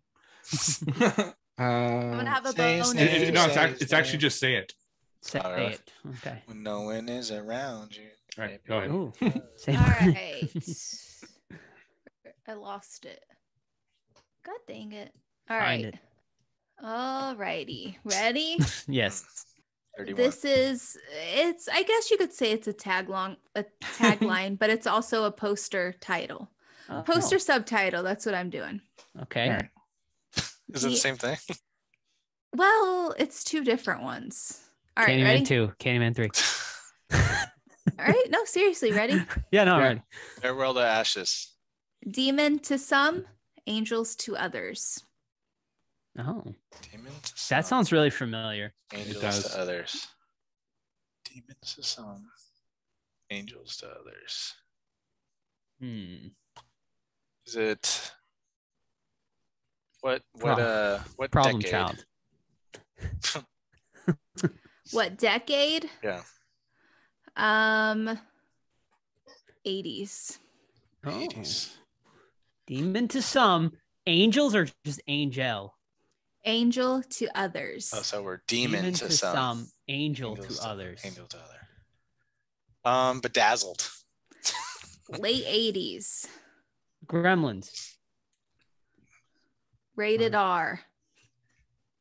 Hellraiser. It's not a bad guess. I have no clue. What did you say, Joe? Hellraiser. You got it. Oh, you did? Oh, what a guess. That's a terrible tagline, though. Well, it's on the side of Doesn't the make any poster, sense. but then the tagline is he'll tear your soul apart. See, that's a good one. I mean, it kind of makes sense because, like, to Some others, people, I guess yeah. to like the absolute worst of the worst, they would be like the angels of the underworld. So, Can I ask a bonus question? Has everyone went? No, I have one more. All right, Steve has one more. In which 2000 film is it revealed that Dracula is actually Judas, which is why he hates the cross so much? Dracula 2000. Correct. Nice. I was gonna say it, but I'm Oh, gonna yeah. skip it. I'm on a tear right now. Good job, Joe. Thank you. All right, You get a bonus? time. Queen of the Damned. Bonus time. Boner. Bonus time. What? Okay. It's one of All right. these. Stop it. At the Did you 37th say it's going to be one of these? Yeah, at 37 minutes into the third part of it. All righty. Who sang the smash hit Oh, Say My Name? Beyond Say my Destiny's name, Child. Say my name. Destiny Child. Good job, Joe. Thank you. Baby, I love It wasn't. you. It's not Beyonce though. It's just Destiny's Child. So yes. It's pretty Thank you. Until Beyonce threw them all to the curb. Right. She Thank said, you so much. she said, "Get off me." Thank you.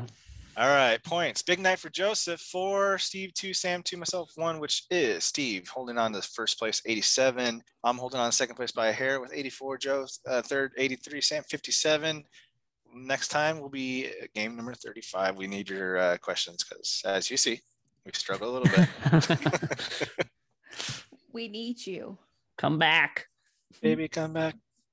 Oh, All that's right. a jam. Baby, Is that the version by love Vanessa me. Hudgens? No, that's the Todd version. Baby, come back. I give Todd bars at my concert. Oh, all right. He All throws them into right. the crowd. He has like a rocket launcher and they just launch out Todd bars. You have Like to it's sign Ozzy. Ozzy shoots water on everyone. Todd just shoots Todd bars. ICP shoots Fago. Yeah, there you go. They all got their shit. All right, ready to talk Candyman. Is Fago a real drink though? It is. It really? Yeah, it's like a cheap fucking cola. Okay, I've never heard of it in my life. I've never seen it, but Hispanic apparently thing? it's a Detroit thing. Oh, That's okay. Hispanic thing. Maybe I don't know. Pretty sure it's just whatever. I've had enough ICP talk for one night. Candyman 2021, directed by Nia DaCosta. Anthony and his partner move into a loft in the now gentrified Cabrini. After a chance encounter with an old-timer exposes Anthony to the true story behind Candyman, he unknowingly opens a door to a complex past that unravels his own sanity and unleashes a terrifying wave of violence. So this one's currently in theater. For all you guys that get out to the theater, go see it. This one is about a younger couple, I guess maybe 30s. Like the girl, she's a professional. She's got her life together. Her boyfriend, who I forget his name. Anthony, there you go. He was right in what I just said. He's a artist / not really, because he's kind of struggling. Like they kind of make it seem like he hasn't really had a good project in a while. So he's like looking for like inspiration, things like that. So he kind of takes inspiration from his childhood. Like I guess he grew up in a rougher area. So he decides to like go explore kind of like a downtown projects rundown thing, and he comes across somebody that explains to him, hey, the legend of the Candyman. This guy tells him about how when he was a young man in the projects, this local, kind of like a local guy that I'm sure every town has, like a local kind of strange man or whatever that is kind of creepy. But this guy was a Candyman literally because he would give candy to kids. And for some reason, he was living in the wall, which is like a kind of a creepy scene. And the boy in question goes down to do laundry. The Candyman comes out, scares him, so he yells. Meanwhile, the local police who were camping out because someone was killed, they're like, trying to watch the area. They hear him screaming. They run to his aid, kill the guy. And then we flash forward to present day where this guy has inspirations. He starts painting stuff. And I got to say, stop right there and say that guy that shit talked him at his own art exhibition, whatever, like, fuck that guy. He was just trying to like get with his girlfriend. Let's be honest. Mm-hmm. So screw him. But he has like an art show and people are coming around and people are liking his stuff until someone starts dying and people start dying. And then he starts getting attention that he doesn't really probably shouldn't get because it's based on murders. But he's like, fuck, man, I'm in the press now. I'm getting all this recognition. Who cares if people died? I'm going to embrace it. And I guess I'll leave it there. I wasn't really into this movie, but I'm also not a really huge fan of the original. It's just kind of an average film for me. So let's just leave it at that. Let you guys take over. What you guys liked about it or whatever. I guess I'll go. So yeah, I mean, I love the original Candyman, and I was very excited to check this one out. So yeah, went to the theater, obviously waited a long time, obviously as COVID pushed this back basically a full year. So it has been a long time coming, waiting for this one. And I mean, Jordan Peele obviously produced. A lot of people thinking he directed this one, which no, folks, he did not. This was a Nia DaCosta directed film, which I went on her IMDb and she has not done much. This is really her first like feature length movie. So I think it is to be like after, watching it, I definitely think there are mistakes here that were made for a first time director, like that happens, growing pains and stuff like that along the way. But overall, I liked this movie. I think for me, there was more good than bad. Now, I definitely did have issues with it, which I could get into later.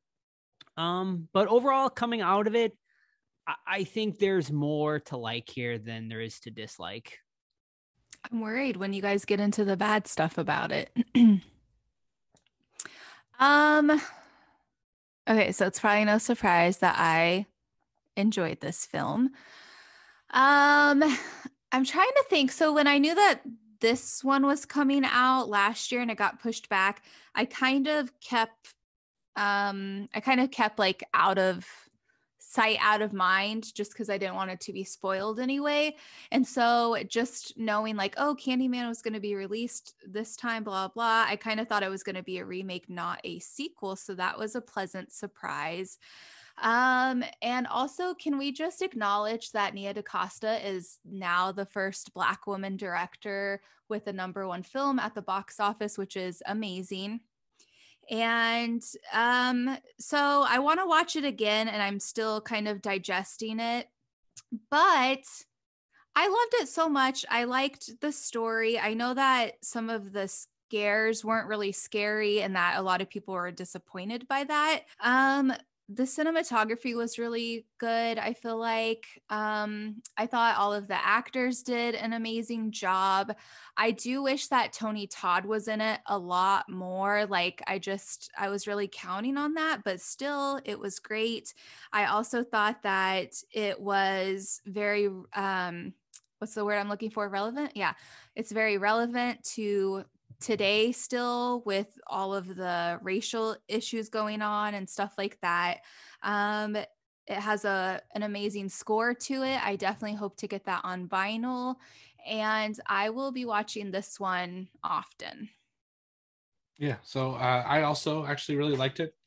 I didn't know what to expect from it, other than it was Jordan Peele, produced, and Nia DaCosta directed it, because they talked a lot about that leading up to the film. I thought that the film was visually stunning, like really well shot. A lot of the scenes are just framed in such a way that was really interesting, particularly how they used mirrors in the movie. They used them very cleverly, and you were always kind of looking out to see where Candyman was going to be, kind of thing. So I thought that was really cool.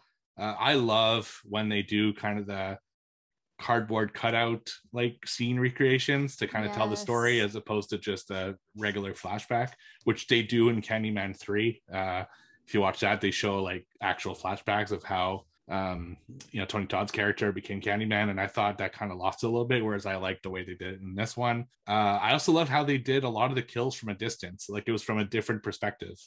I thought that was really an interesting way to show some of the kills, particularly the kill where it's the critic, where it's like panning away from her building and you see her kind of just flying around and you don't see a killer, which is really interesting. It's like an invisible killer because she's the only one who can see it. So I thought that was pretty awesome.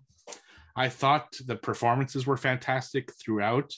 I also thought this movie did a great job of amplifying the legend that was laid out in the original. Like it built on the Candyman legend, and I thought that was interesting. Great locations. I really love the angle of having it from an artist perspective, because it's always usually like an investigator. Like we've seen that trope so often in horror films. So to have an artist trying to be inspired for his art was an interesting take, and I really appreciate that from it. And I really love Tony Todd's appearance at the end. I was getting kind of worried that he wouldn't show up at all by the end there, but I'm glad that we got at least a little bit of him, just to kind of, I'm assuming, pass the mantle. Like this was his, passing of the torch to a future generation of Candyman. But as far as the, I guess, complaints I have, I thought it was a great start, a really sluggish middle, and a stronger ending. But, and I say this a lot, I feel like I'm repeating this a lot, but it's just the way I feel about movies. I thought it was a little too long. The middle just kind of dragged on. Wasn't a lot going on in the middle as Anthony's going through his transformation and stuff. I thought the score was okay, and they kept teasing us with the score of the original, and it's one of those things where either tease us, either do it or don't, because I kept like wanting to hear the original, like, and it just, to me, like paled in comparison to the original score because it is such an iconic score. So I thought that was kind of a miss. I thought the twist at the about like who Anthony was super obvious, and I don't know if you saw the original how you didn't see that one coming. So I thought that was a little sucked. And my biggest complaint, I would say, so there's a lot of social commentary in this, which is fine. I expect it from Candyman. I expect it from something Jordan Peele has his hands in. It's relevant to today's times, and I'm fine with social commentary, but I think subtlety is key when you're going through social commentary, and this one wasn't subtle at all. And the best metaphor that I think I can say about that is, like Anthony's art, a lot of people were going up to the mirror and had no idea what the fuck his art was.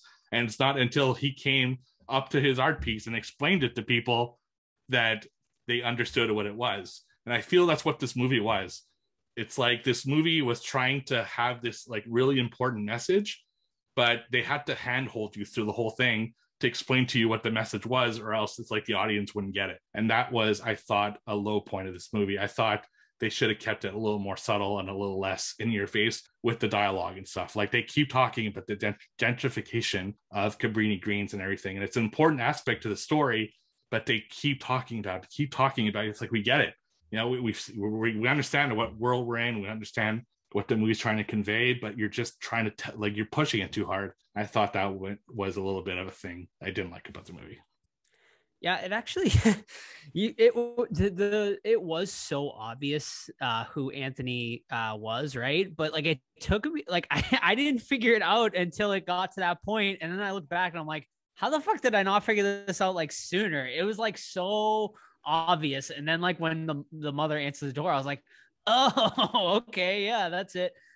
Which I thought was great. Like I really liked that. I liked that they decided to go a sequel route rather than a remake, like, which kind of threw me off because like the whole time I'm like, wait, there is like multiple Candymen, which I thought was really cool. I really liked that they took that mythology and did something different with it, right? They like built it, and which I thought was great. Like, because if you just made a remake or a sequel, like it's the same shit, which people complain about. And it may have been a bold move, but they wanted to build on the mythology, which I thought was great. Like, I really, really loved that. And I thought, like you guys said, shot beautifully. Cinematography was great. The ending to me, like, just like is fantastic. Like, I thought the ending to this movie was great. Other than one particular scene, which I did not like, which, you know, I guess I'll go into a few of my negatives. My first big negative is the Clive character. I thought he was terrible. Like, I hated that whole scene, that whole death scene with him. I thought the tone just was not there compared to the rest of the movie, where he was sort of supposed to be the comedic relief or whatever. It didn't work for me. And I really hated that character in general. And I hated that scene in particular. My other big problem is with Nia DaCosta, the director. Not for me personally. I think she was focusing a lot on her message, which that's great. But I think she was not focused on like building tension, in scenes with the scares and the kills, which I think, you know, like, in particular, the scene with all of the teenage girls, being killed, of course, that scene could have been a 10 out of 10 scene, but there was no building there. I felt like there was no tension building at all. And it just kind of happens. And I feel like that happens a lot throughout the movie during, you know, particular kill scenes and whatnot. So that was also a bit of a miss for me. But yeah, and then I agree with you as well, Steve, about being kind of handheld throughout the movie. You know, which, you know, I think, like you said, subtlety is just like so important when you're making movies like that. Look at the original Candyman. I mean, it is done so perfectly. And I think if you didn't treat the audience kind of like, in a way, like, I don't know, like, I don't know if dumb's the right word, but just like, you know, we're smart. The audience is smart. Like, they can figure it out on their own. And to just kind of like, you know, handhold them throughout the movie was a bit disappointing to me. Because I think it could have been even more impactful. But other than that, I really did enjoy it. Yeah, so on that, and this is something I read, not something I came up with myself, just for the record. And a good example of that is in this movie, they're talking about how the building that they're in, you know, the artists, saying how it's like a new building that was built essentially for rich people. And they're doing the like kind of juxtaposition versus Cabrini Green, right? Because it was built on the Cabrini Green's kind of project. Whereas in the original Candyman, Virginia Helen's character, her apartment is the exact same layout as the Cabrini Green apartment. And it just shows like, this is what, you know, kind of one side of society gets, and this is what the other side of society gets, even though it's the exact same layout, there's two different like sides to society, and I feel that in a lot of cities people are segregated that way. So it was subtle and you had to notice it, whereas in this one, like it's her brother or whatever is like straight up just saying it. He has a whole like essential fucking info dump about all the social messaging that this movie is going to have right at the beginning of the film, and then they bring in what's his character, the guy from Walking Dead, Burke's character, who does another info dump about basically the same message. And that's the problem, is they constantly go over the same information to remind you about the social message when it was so obvious. You don't need to hold our hand. So yeah, it's too bad. Yeah, not a lot I can say that you guys already said. My negatives are your negatives too. It's just it took a lot. It took me out of the film a lot. It's like Joe said, we're not stupid. Like, you don't have to tell me that, like, all the problems because white people, and say it over and over again. It's kind of like, we get it. And to Steve's point, it's like, let's make a smarter film. And I felt at time the social commentary was a crutch used to like, as like a safe space for the filmmaker. Like, oh, if this movie isn't good, I can have this social commentary in it to make sure that like you don't hold it against me, if that makes sense. Like, you have to like this, because if you don't, you're going to be labeled as like maybe a racist or something. That's the thing I was getting from it. And some of the stuff was too tongue-in-cheek with like the police and all that. I was like rolling my eyes at it. It was like so over the top.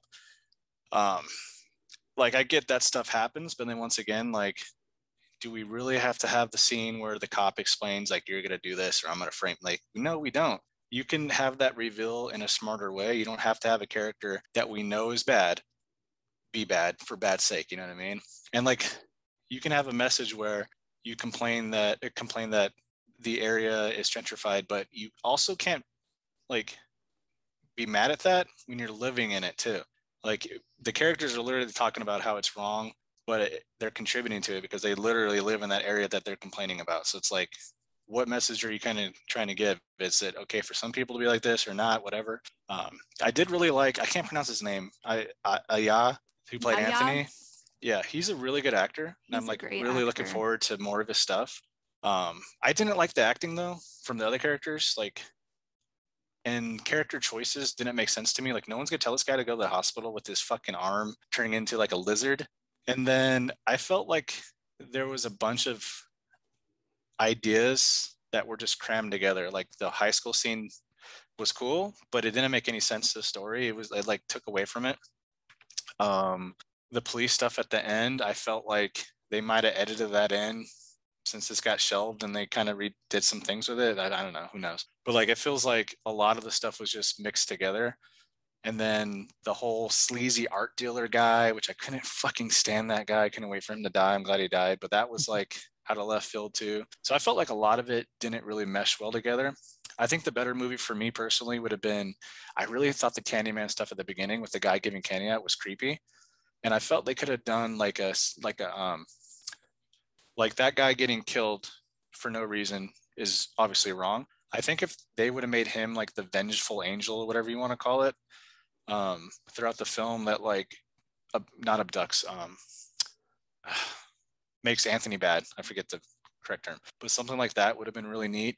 And then having Tony Todd, I think, stalk Anthony and like talk to him and kind of like do like, in the first one we got Tony Todd going with Virginia Manson, right? He's like creeping on her in the parking lot, things like that. I thought it would have been cool if you have Tony Todd doing the same thing to Anthony, but the twist is like, he's not going to kill him. He wants him to like take the mantle over, and then Anthony takes it and goes from there and stuff like that. But I thought a little bit too heavy fisted in the social stuff. I like some of the cinematography, like especially what Steve said with the girl getting killed and it like zooms out from the apartment. That was awesome. But overall, it was just a miss for me.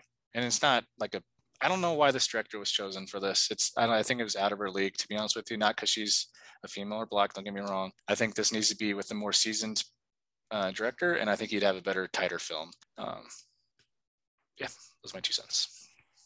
Yeah, I actually. You guys all hated it then. No. Joe and Steve liked it. So I actually think that, so from my understanding, and I can't confirm this, but this is something I had read, that Nia DaCosta's version was the darker version, and the studio stepped in and added a bunch of shit and made changes. And apparently Jordan Peele made a lot of changes to the movie. So I don't know how much, you know, I have a feeling that like the high school scene seemed like something a studio would say, we need more gore, we need more killing, you know, and I'm just, I don't know, like, I guess we'll see when she makes Miss Marvel, like what kind of director she is. But I don't know, like it's always tough with movies like this, because when you're a first time director, producers tend to step in and put their, I kind of want to piggyback off that, because that's a really good point. Like I would assume, if just on face value from this movie, I would assume that the studios ham-fisted the social shit in there just because it's current, and studios tend to do stuff that's current to make more money. Let's not kid ourselves here. Because Jordan Peele is smarter than what this movie is. Like Us and Get Out is so fucking smart. Like exactly. It's not in your face. It's not like, don't get me wrong, like messages need to be sent, you know, and shit like this and social injustice is wrong. Don't get me wrong like that. But if you're making a film, a horror movie, it needs to be smarter. And Jordan Peele is definitely that creator, but he didn't do it here. And who knows, like what he changed? Maybe he toned it down. Maybe he didn't. I don't know. But I think the film would have been the high school angle. That's what I thought the film was supposed to be, because that like was set up in the beginning at the art show where she's there, and then we don't see her for 45 minutes. Mm-hmm. So I thought that was going to be the angle, because that's like kind of what you want to see: traditional stupid girls or stupid guys, whatever, saying Candyman in the fucking mirror, and then he comes and kills you, right? But I don't know. Who knows? Yeah. I kind of felt like some of the scenes, now that you guys are talking about them, were a little out of order. Like, just like the one in the bathroom, like it just made no sense. And it definitely could have been cooler. And I know that like it was hand fed, but I feel like, I don't know, I think if you have like not one chance, but if you have an opportunity and a platform, I feel like people are so oblivious, and honestly, like you have to assume a person is stupid. Like not all horror fans pick up on the smart ways, like how you're saying. So I feel like sometimes you have to be really obvious about stuff like that, because it's like, I mean, there's still those issues going on and not everyone cares. So I'm just saying, you're right. I think that's a little reason why too. No, you're right. And I think that Candyman maybe isn't the right avenue to get people talking about stuff, because let's be honest here, and not putting any political group down, if you don't understand that there's a problem, then this Candyman isn't going to fix you. You know what I mean? Like if you like police violence, whatever, black commentary, whatever it is, if you don't know that's a problem, then this like watching a horror movie isn't going to fix your point of view. So why even try in Candyman? Honestly, like why even bother? That's just, it doesn't mesh, especially with like the brightness of the film. Yeah, I mean, I do agree with Todd about the cop thing at the end, like really like making it like over the top, like obvious, which it did make me roll my eyes a little bit, because I was like, really, like, do we really, like, we don't need that there. But my God, the rest of that ending is so damn good. Like when she summons Candyman, or Anthony's character, and he becomes like the new Candyman, like I got like chills. Like when he fucking started like slaying all these cops, and then like her going and he's like fucking levitating, and the bees, that fucking scene looked amazing. And then just for Tony Todd to be there at the end, oh man, I thought that was like a perfect way to end it. And it just like ends, and like it was, I don't know, to me it was like pretty impactful. Like I thought it was really, really good. Yeah, I agree.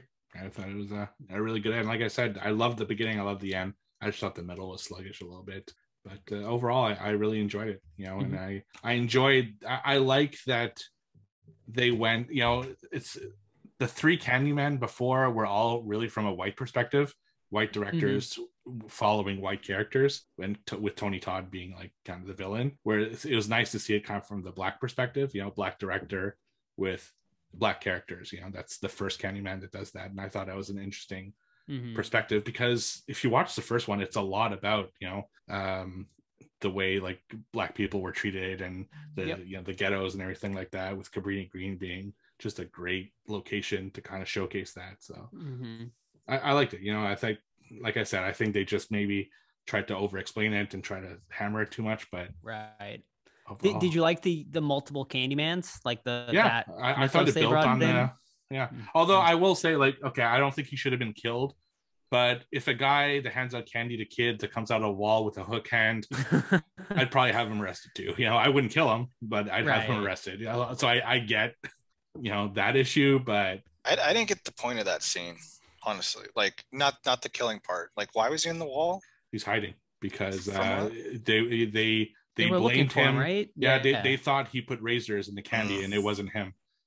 Well, because that guy's a scary motherfucker coming out of the wall. So right. I know. Yeah. Sherman Fields. Then he's pretty scary throughout. Like he's like basically our new Candyman in this movie, and he does a pretty solid job. Like I said, I think Nia DaCosta could have did a better job with building like tension and scares in these scenes. But like, you know, when he is there, it's pretty good. Could it have been scarier though? I think so. All right. We have questions, but I don't talk. Joe, you got to go. You guys, if you want, we could do the ratings, and if I can leave and you guys can answer the questions. Sounds good. All right. So what do you guys rate it? I'll start us off. Yeah, I mean, for me right now, this is in my top 10. Like I did enjoy it. And even though there's, you know, the negatives I did have, the positives for me outweigh it. And I think it's probably the second best Candyman after the original. So I'm giving it a 7.5. I'm teetering on a 5.75 or 6. So I'll give you the benefit of the doubt and go to a 6 on it. Ugh, this is tough. It will also be in my top 10, probably my top 5, probably my top 3. So I'm gonna give it a 9.3. Nice. So I'm gonna give it an 8.5. I really did enjoy it, but I'm going to revisit it before the year list because I want to see it on a second viewing. You know, sometimes the experience is something, but right now 8.5, which actually puts that as number 2 for 2021 for me. So that's, you know, kind of showing what kind of year it's been, but yeah, 8.5. Yeah, maybe I'll enjoy it better knowing that it's going to be full of stuff like that. Right. And I think the opposite. I have a feeling I'm not going to like as much because I will have like the expectations are going to be like different. So it'll be interesting to see. All right. So you guys want to get in some questions? Let's do it. All right. So the first question is from Kayla. So she's asking, I'm wondering if Peele had directed if it would have been different because I've loved everything from him. Do you think it would have been a different movie if Jordan Peele had actually directed it? Yeah, I think we answered that too. I think so. Yeah. I mean, more subtlety, like more a smarter, tighter, less time wasted film for sure. Yeah, no, I tend to agree with that. I think you know, just based on the 2 movies he's done, which also dealt with very heavy issues, very social issues, and even though it was like really in your face, it kind of wasn't at the same time. It was also really subtle. It was like he did it so masterfully. Yeah, because it was smart. It was clever. Yeah. Right. Next question is from Horror with Sir Sturdy. It's Aaron. How would you feel about sequels or spin-offs for all the Candymen? It's all the Candymen in this film particularly. He said sequels too. Sequels or spin-offs of like the Candymen from this movie. I mean, I would love to see another one after this one. Yeah, I wonder if this is going to open a franchise up. Yeah, following a specific Candyman or keep exploring the multiple Candyman. I mean, I would want to see more of the character of Anthony as Candyman. Yeah, I want to see Tony Todd and Anthony have more interaction. I thought that would have been really cool. Mm-hmm. I really think we saw the last of Tony Todd for this franchise. Yeah. I really feel he was like passing on the torch to this one. But I agree. I think that would be cool as he's like kind of teaching him or, I don't know, antagonizing him or trying to. Like Darth Vader, he's haunting him. Or he's like Obi-Wan Kenobi to Luke Skywalker. Yeah, right. Well, he'd be more like the Emperor than Darth Vader, but yeah. All right, next question's from Jared. If there were multiple Candymen, which one shows up when you say his name 5 times? Oof. Probably this one because I didn't like his movies much. So this guy's gonna come for revenge. All of them. Oh shit! Sam be excited. Maybe hey, my nachos. For me, it'd be Tony Todd, just because I love him so much in Night of the Living Dead. That would be awesome. Actually, something that's always weird to me with him is that I think I've said this on the show before, but I couldn't find an English version of Night of the Living Dead for the first like 7 years that I had it. So I only watched in French. So in my head, Oh, for a long wow. time, Tony Todd had like a heavy French French voice because it was dubbed over. Uh, Cooper, Cooper, Get your ass back in the basement. Cooper. Yeah, I'll never forget it. Like You're the boss down there. I'm the boss up here. it's in my head. Anyway, next one is from Chuck. Favorite kill. Steve knows mine for spoiler reasons, which was the one that from the critic that you see like panning out. Yeah, that one is a good one. When she started like floating, when you get the shot from away from her apartment, people started laughing in our theater. I was like, oh, come on, guys. Yeah. People started laughing when he was floating at the end, too. Oh, really? That scene was creepy, though. I don't.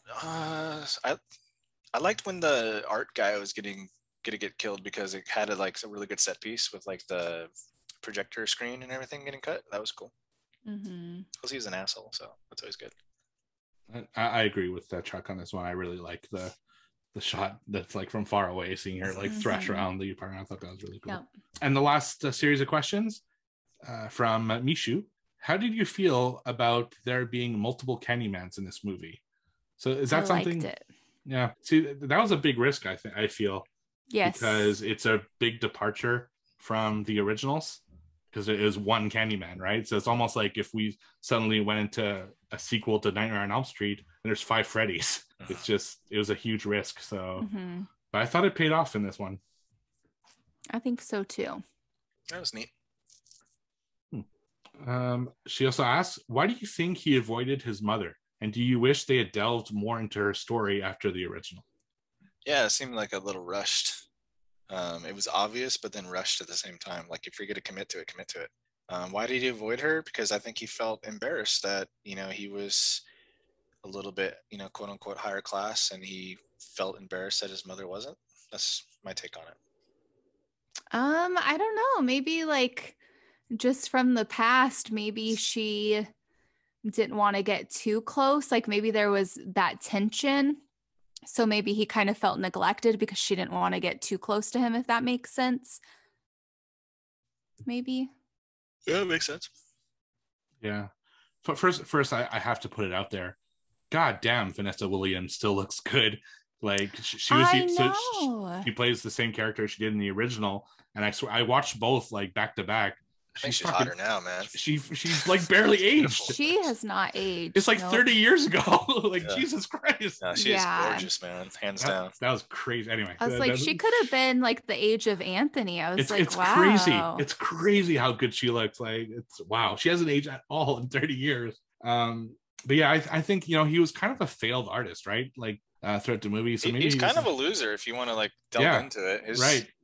His girlfriend's brother was like, you need to get your ass together, dude. Like right. Yeah. Exactly. So that could have been a part of it. He also moved away from his neighborhood, and I don't know. Like I think there was a lot of shame. I really think he thought he was high on himself. I really think that's what it was. Yeah, it's very, very possible. And her final question, she says it's directed at me, but did you have to look away when he pulled off his nail? I didn't have to look away. No. No, I've seen it all now, right? Nails and eyes, I have a hard time. I did have to look away when what's the guy's name that worked at the laundry? What was his name? Burke. I forget. What was it? What was his? Burke. When Anthony has all of like those fucking holes in his face. I forget what the fear of holes is called, but that just gave me I wanted to throw up, all those holes just staring back at me. And when he like cuts his hand off, shoves that hook, like that made me queasy. I was like, I can't even imagine looking at your boyfriend while all of that's happening. So the nail it was a walk in the park. That was a great scene, though, Sam. His skin kind of looked like honeycombed. That was super gross, too. Yeah. I also really loved the scene of where he's in the artist, the critic, where he's in the mirror and like he sees Candyman, but it's like him and then Sherman. Candyman, it's like so creepy. Like, and he looks at his hand, you can see the hook, and he like does those little slow movements, like moving side to side. That scene was really good. Yeah, I agree. Yeah, I really liked the Sherman Candyman. I thought he was really creepy. And the final question is actually for me, and I'm just curious. Did you guys like his art? I like his art in his apartment. I thought looked good, but his art at the art show, I thought looked terrible. I thought it was so like childish almost. Like it wasn't good. It just wasn't good. I don't know. That's how I felt about it. I don't understand art to begin with, like paintings and pictures and stuff. So I'd be the wrong person to ask. But yeah, what's the saying? Like where you can't really critique art because it's like the eye of the beholder. Yeah, that's not the saying, but I know it. Yeah. Well, I mean, that's what we do on the show like every week. Yeah, but it's different than looking at a painting and saying like that painting sucks, because at least we like. Is it though? Dabble. Like, I try to appreciate all things. I'll try to find something good out of it. Cool, a box with eyes, Picasso. Like, I don't get it. Yeah, it's just like a different perspective.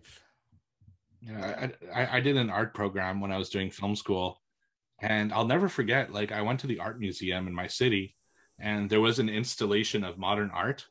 And it was packed of people, like fucking packed. And it was basically just wiggles on fucking white canvas. And people were like staring at it and everything. Then I went upstairs at the museum where they had all the like the kind of medieval art and Roman art. And it's these super fucking elaborate, like historical paintings, that you see.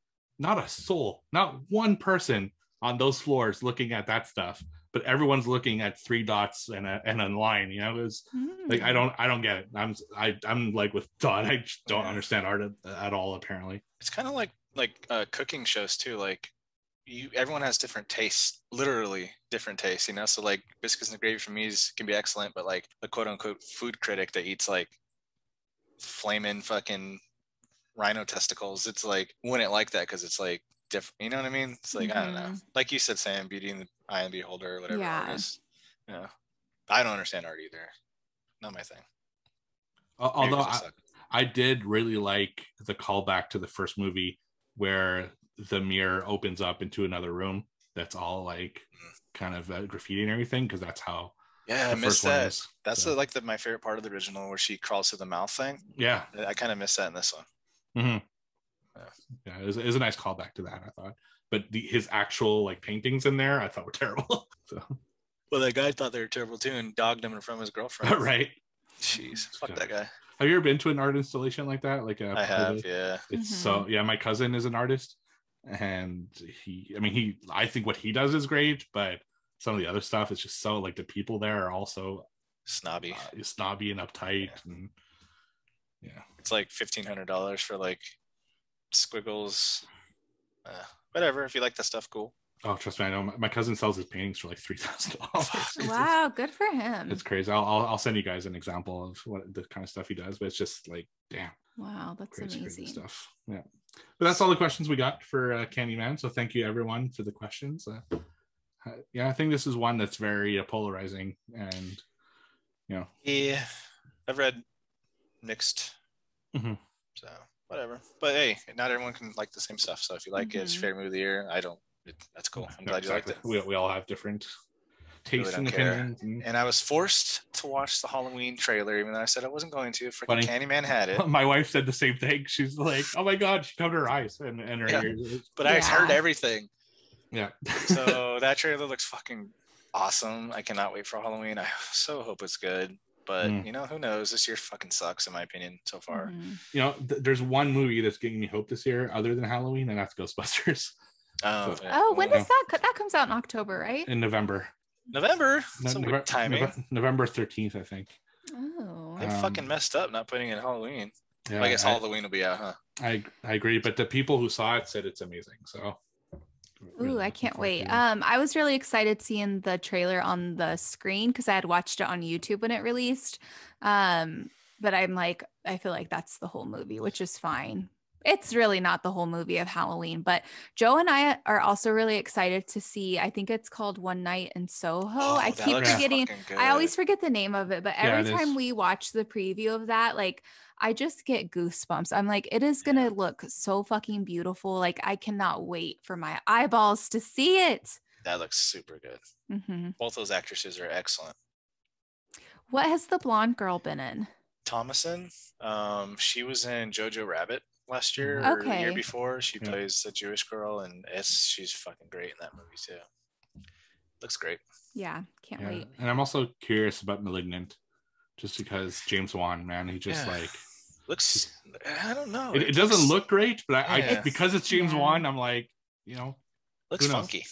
It does. The first trailer that we saw was just on TV, and it doesn't say anything about James Wan. It showed the worst parts of the movie, and I was like, that is so fucked up. Like, is no one working on the marketing team? Like, it looks awful.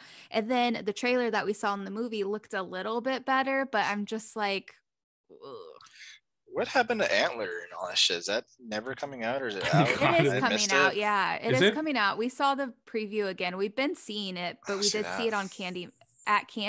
And I know Joe was really excited for that one. And after seeing the trailer so many times, he's like, I'm kind of rethinking that one. I don't really think it's going to be as good. And you know what? That might be a problem too, because we've been talking about these fucking movies for like a year and a half. That's true, Todd. Yeah, that's a good point. Expectations are like through the roof. You get that locked in. Like, I don't know. This is fucking crazy. The last couple years, man. Yeah. But this year it's just like all the movie like Saw and Conjuring 3 and all these things. I was so excited about. Saw came out. It's like fucking stupid movie. Anyway, I was so disappointed in this year. I need another Vivarium like now. Yeah, but that's the thing. It's like a lot of my top movies are all indie films. I'm just looking right now. Let's see, top 2021. Yeah, 1, 2, 3. 3 of my top 5 are top 6 are indie films. Candyman. Do I have to look in a mirror though? You can't just say it, right? You have to look in a mirror. Yeah. No, you can't see her. Yeah. But maybe the screen might work. Can I look in a watch face? Maybe. He's just cheating. He's like looking around. Got his ass. No, you're looking at your iPhone. That counts, motherfucker. Does. All right. All right, guys, that's going to wrap up another episode of the Horror Squad. Be sure you check us out on social media. Follow us on Instagram. Check out our Discord. We have a lot of awesome, fun stuff going on over there. And our new merch is now available on TeePublic. So hopefully you guys can check it out. We appreciate your support. And we're watching 7 next week. And thanks for listening, and we'll catch you next time.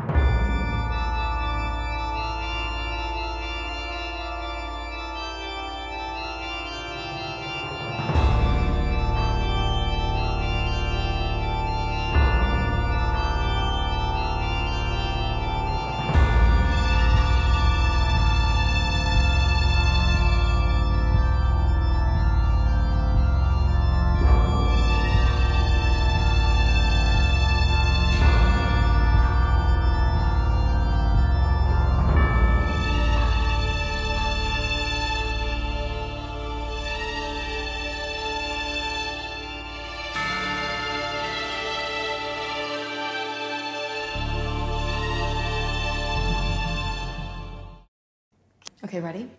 Candyman. Candyman. Candyman. Candyman. Candyman.